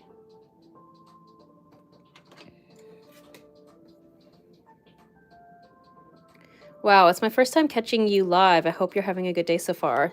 Thank you so much. I'm glad you're able to make it. I am having a good day. The stream has been very fun. There has been some chaos, but you know, it's been very fun. And if you just got here, I do apologize. I'm probably going to be wrapping up pretty soon. But I will have the live stream up for everyone to watch from the beginning if you so choose. What is the pink sword from? So cute. It is from Bleach, the anime, from the new season. Thank you very much. It is inspired by the opening for the series. Very, very cool. I like all these fandoms, but when I go to draw them, the motive isn't there. That's fair. I know some people prefer to draw original stuff and find that fan art is like just not for them. I find I really enjoy both. Oh, I haven't filled in her eyes with any colored pencil, so let's do that. Yes.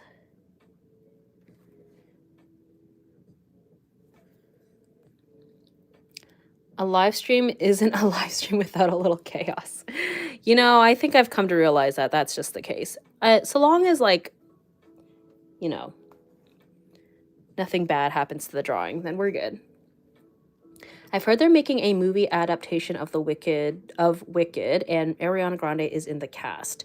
I have heard that, and I don't know if I love the idea of Ariana Grande being cast. I know that she is like a very long time fan of Wicked, and she is obviously a very talented vocalist.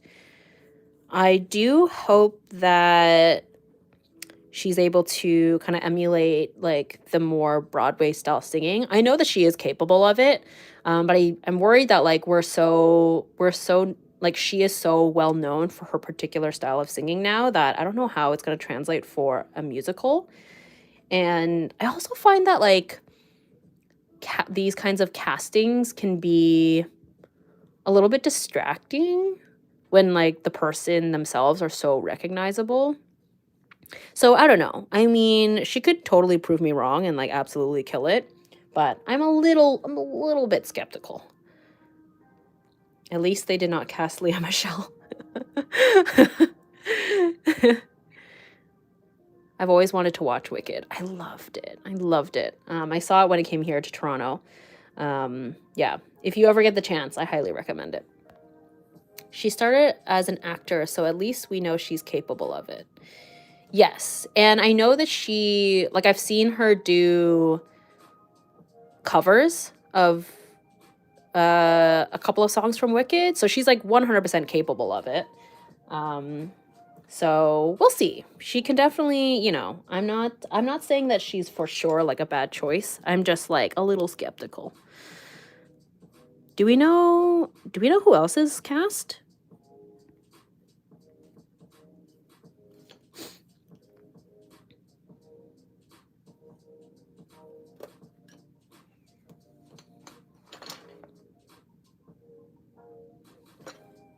I've only heard of Defying Gravity.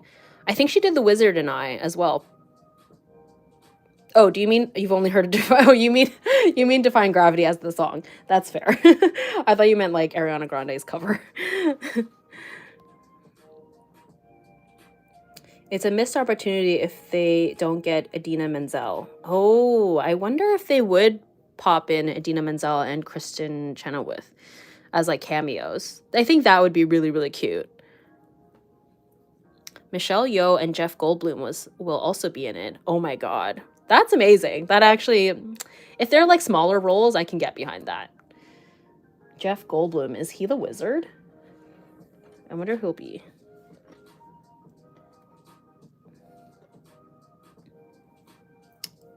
I know I said I was gonna like stop the stream after finishing this, but I don't know, man. I'm not hungry yet, so let's just keep going. I mean, and there's still 84 of you, so let's just keep going. Okay, I'm actually gonna bust out the marker again because I want to just darken the leafy part here. Yes. Oh yeah, alcohol marker smell again. Yes. I hope it's not obnoxious that I'm mentioning another tuber, but ABD Illustrates did amazing Wicked fan art also. Heart Goldblum. Oh yeah, no worries. I love Wicked, so happy to hear that people are doing fan art still.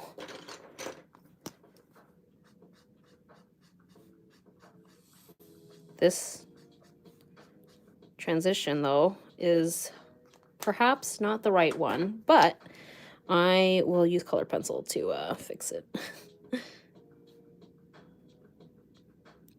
The marker is like a little dark, but that's okay.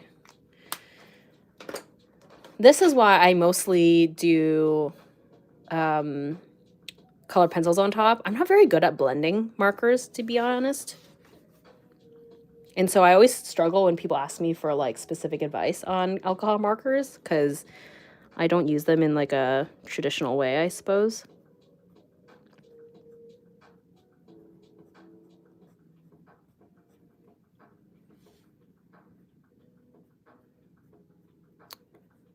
But yeah, I was debating on drawing the character from Purple Hyacinths, the webtoon, which is what this is representing. What's his name? What's his name again? Very handsome character. So I was tempted, but then I was already drawing a handsome man over here. So I was like, all right, one handsome man for today's spread. I am now reminded of that one Wizard of Oz movie with James Franco. Oh no, I forgot about that. Completely erased that from my mind. I never saw it though. I'm going to have to binge your vids and learn markers and pencils. I mean, yeah, I definitely have lots of those on my channel. I also have actually a video where I did Wicked fan art. I used watercolors, I think, in that video though. Do you like any other musicals? I do. I really enjoyed Hamilton. I haven't seen it live, but I watched the version that they put on Disney Plus, which I was like very thankful for. And I'm just gonna drink some water.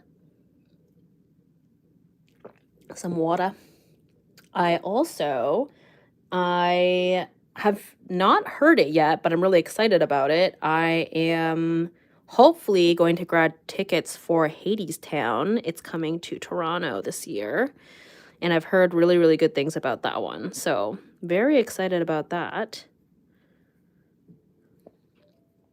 I saw The Lion King when it came to Toronto years ago. Incredible.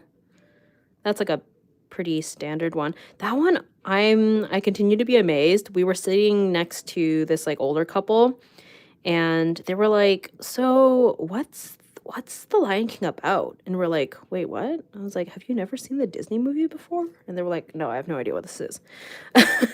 And so I was just like amazed that they had never seen, heard of, or knew anything about The Lion King, which is just like such a huge cultural phenomenon.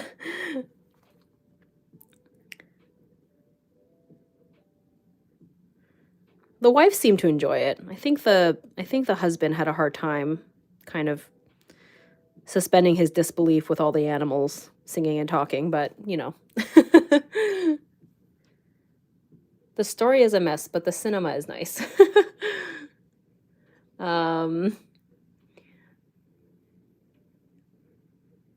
That's good. At least there's something.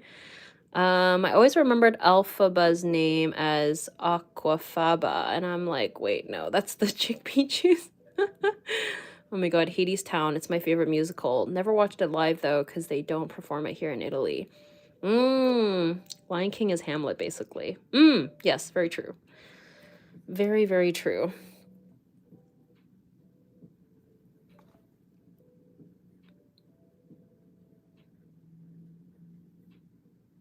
I completely forgot about James Franco, which is, I guess, maybe that's fine.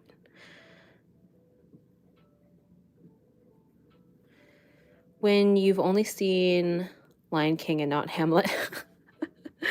I mean, I think I've only read Hamlet in high school, so I don't know if that counts.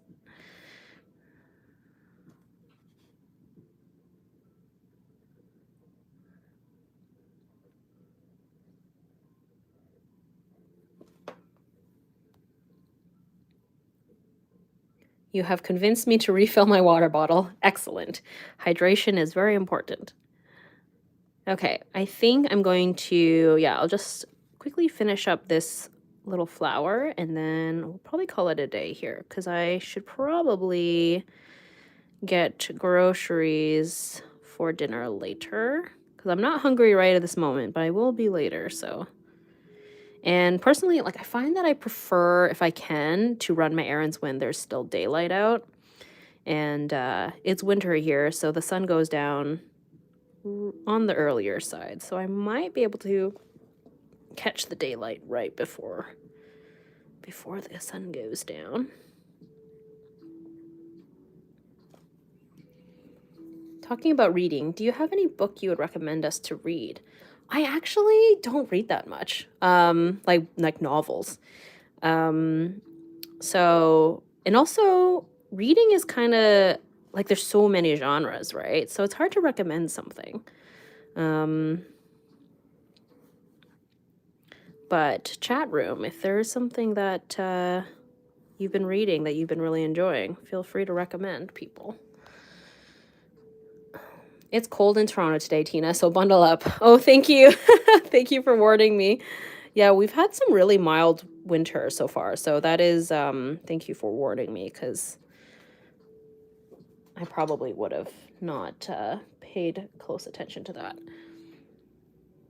Wicked is the only professional play I've gone to see. Everything else has been local or school theater. Oh yeah, that is so true. Should not knock local and school plays because, like, obviously it's not the same, but you're still experiencing the show. Yes, my high school did Cats. They did Into the Woods, and what were the other ones? I don't remember.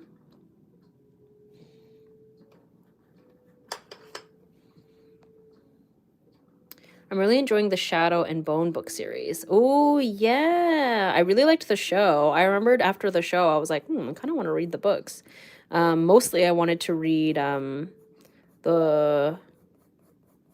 other one. I always forget what it's called. The one with like Kaz, and my brain is not working. But you know what I mean? The other series that's like in that same universe. I was like really keen on reading that. But then I never did. Six of Crows. Yes, thank you.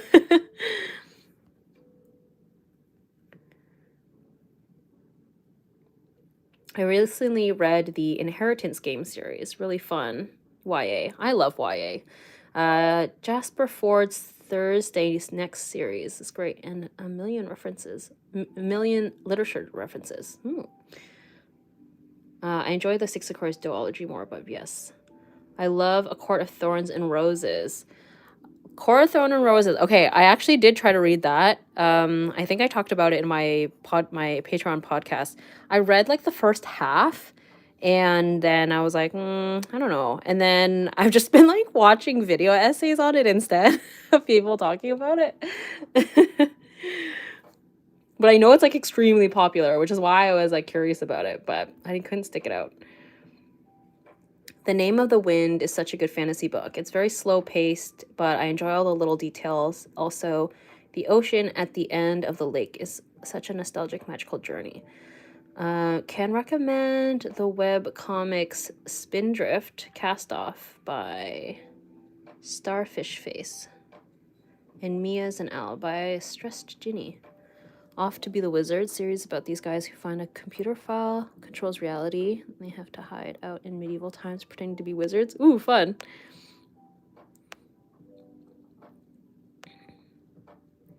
I'm gonna go by. Thanks for joining. My guitar gets better in the second half, but especially the second book. It's not for everyone's cup of tea, I'll admit. I see where we're going, friends. I appreciate the genre that we're going for here. It seems like the consensus is like YA fantasy adventure stories, which it definitely is kind of my vibe for sure. Yeah, I know it's like some people like knock YA genre, but I love it. That was like the only books that I used to read, really, when I was in high school.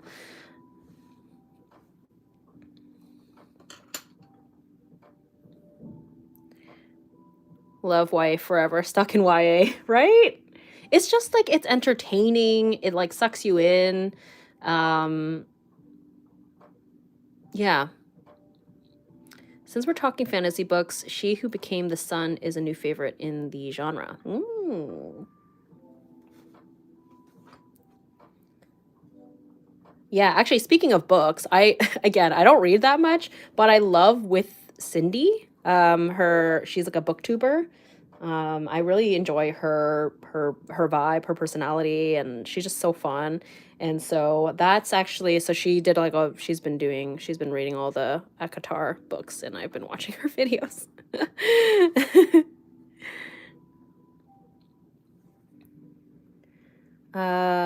Never read any books, but last year I kind of became a reader. I bought a bunch of books that I have yet to read. Hey, now you have them. You know, no rush. You can go them at your own pace, but that is exciting. That is a beautiful hyacinth. Thank you. Thank you. I was a little intimidated by like all the little tiers and levels. I find that like I love flowers, but they're just like always so intimidating. But I think the thing is with anything is just like simplifying it. Like the photo reference that I have here, you know, there's like many, many, many bulbs, I guess, blooms. I am clearly don't know my plant terminology, but you know, you can see I've like really simplified it down to like fewer, and the same even with like the leaves, I simplified it down. Kind of the same with the shoe, actually. It has, I think, like 6 like lace holes, but for the sake of the drawing, I pared it down to 3, and it still gives like the exact same effect.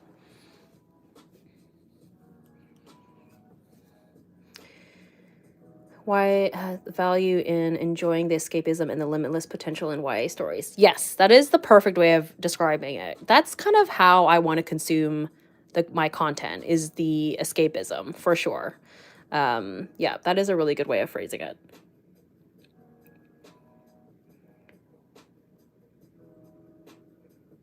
I've been enjoying Audible, though. The readers can be so entertaining. You can listen while drawing. Yes, I do have an Audible account, or I used to. I, like, technically have a library of books on there, but I don't use it as much as I wish I did.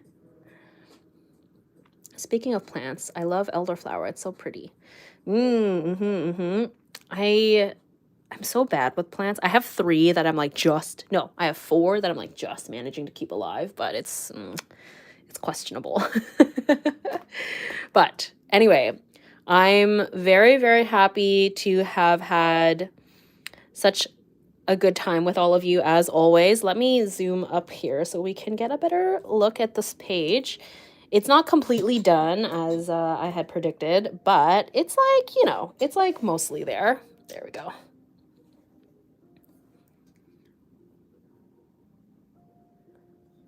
The world just likes to hate on teenage girls and their interests. The books they read, show they watch. Yeah, I think that's why people want to hate K-pop, for that exact reason. But you know what? Haters are going to hate. And we're just going to live our best lives and enjoy the thing. Which honestly, that's kind of my whole identity at this point, with especially with these favorites, because it's always just like me being obsessed with various content. Should really read Percy Jackson. Oh yeah, I think I have the first one on Audible that I've been meaning to listen to. It was fun, made my day less lonely. I'm glad that we could keep you company. That's like, that is the whole vibe of my live streams. That's what I tried to achieve.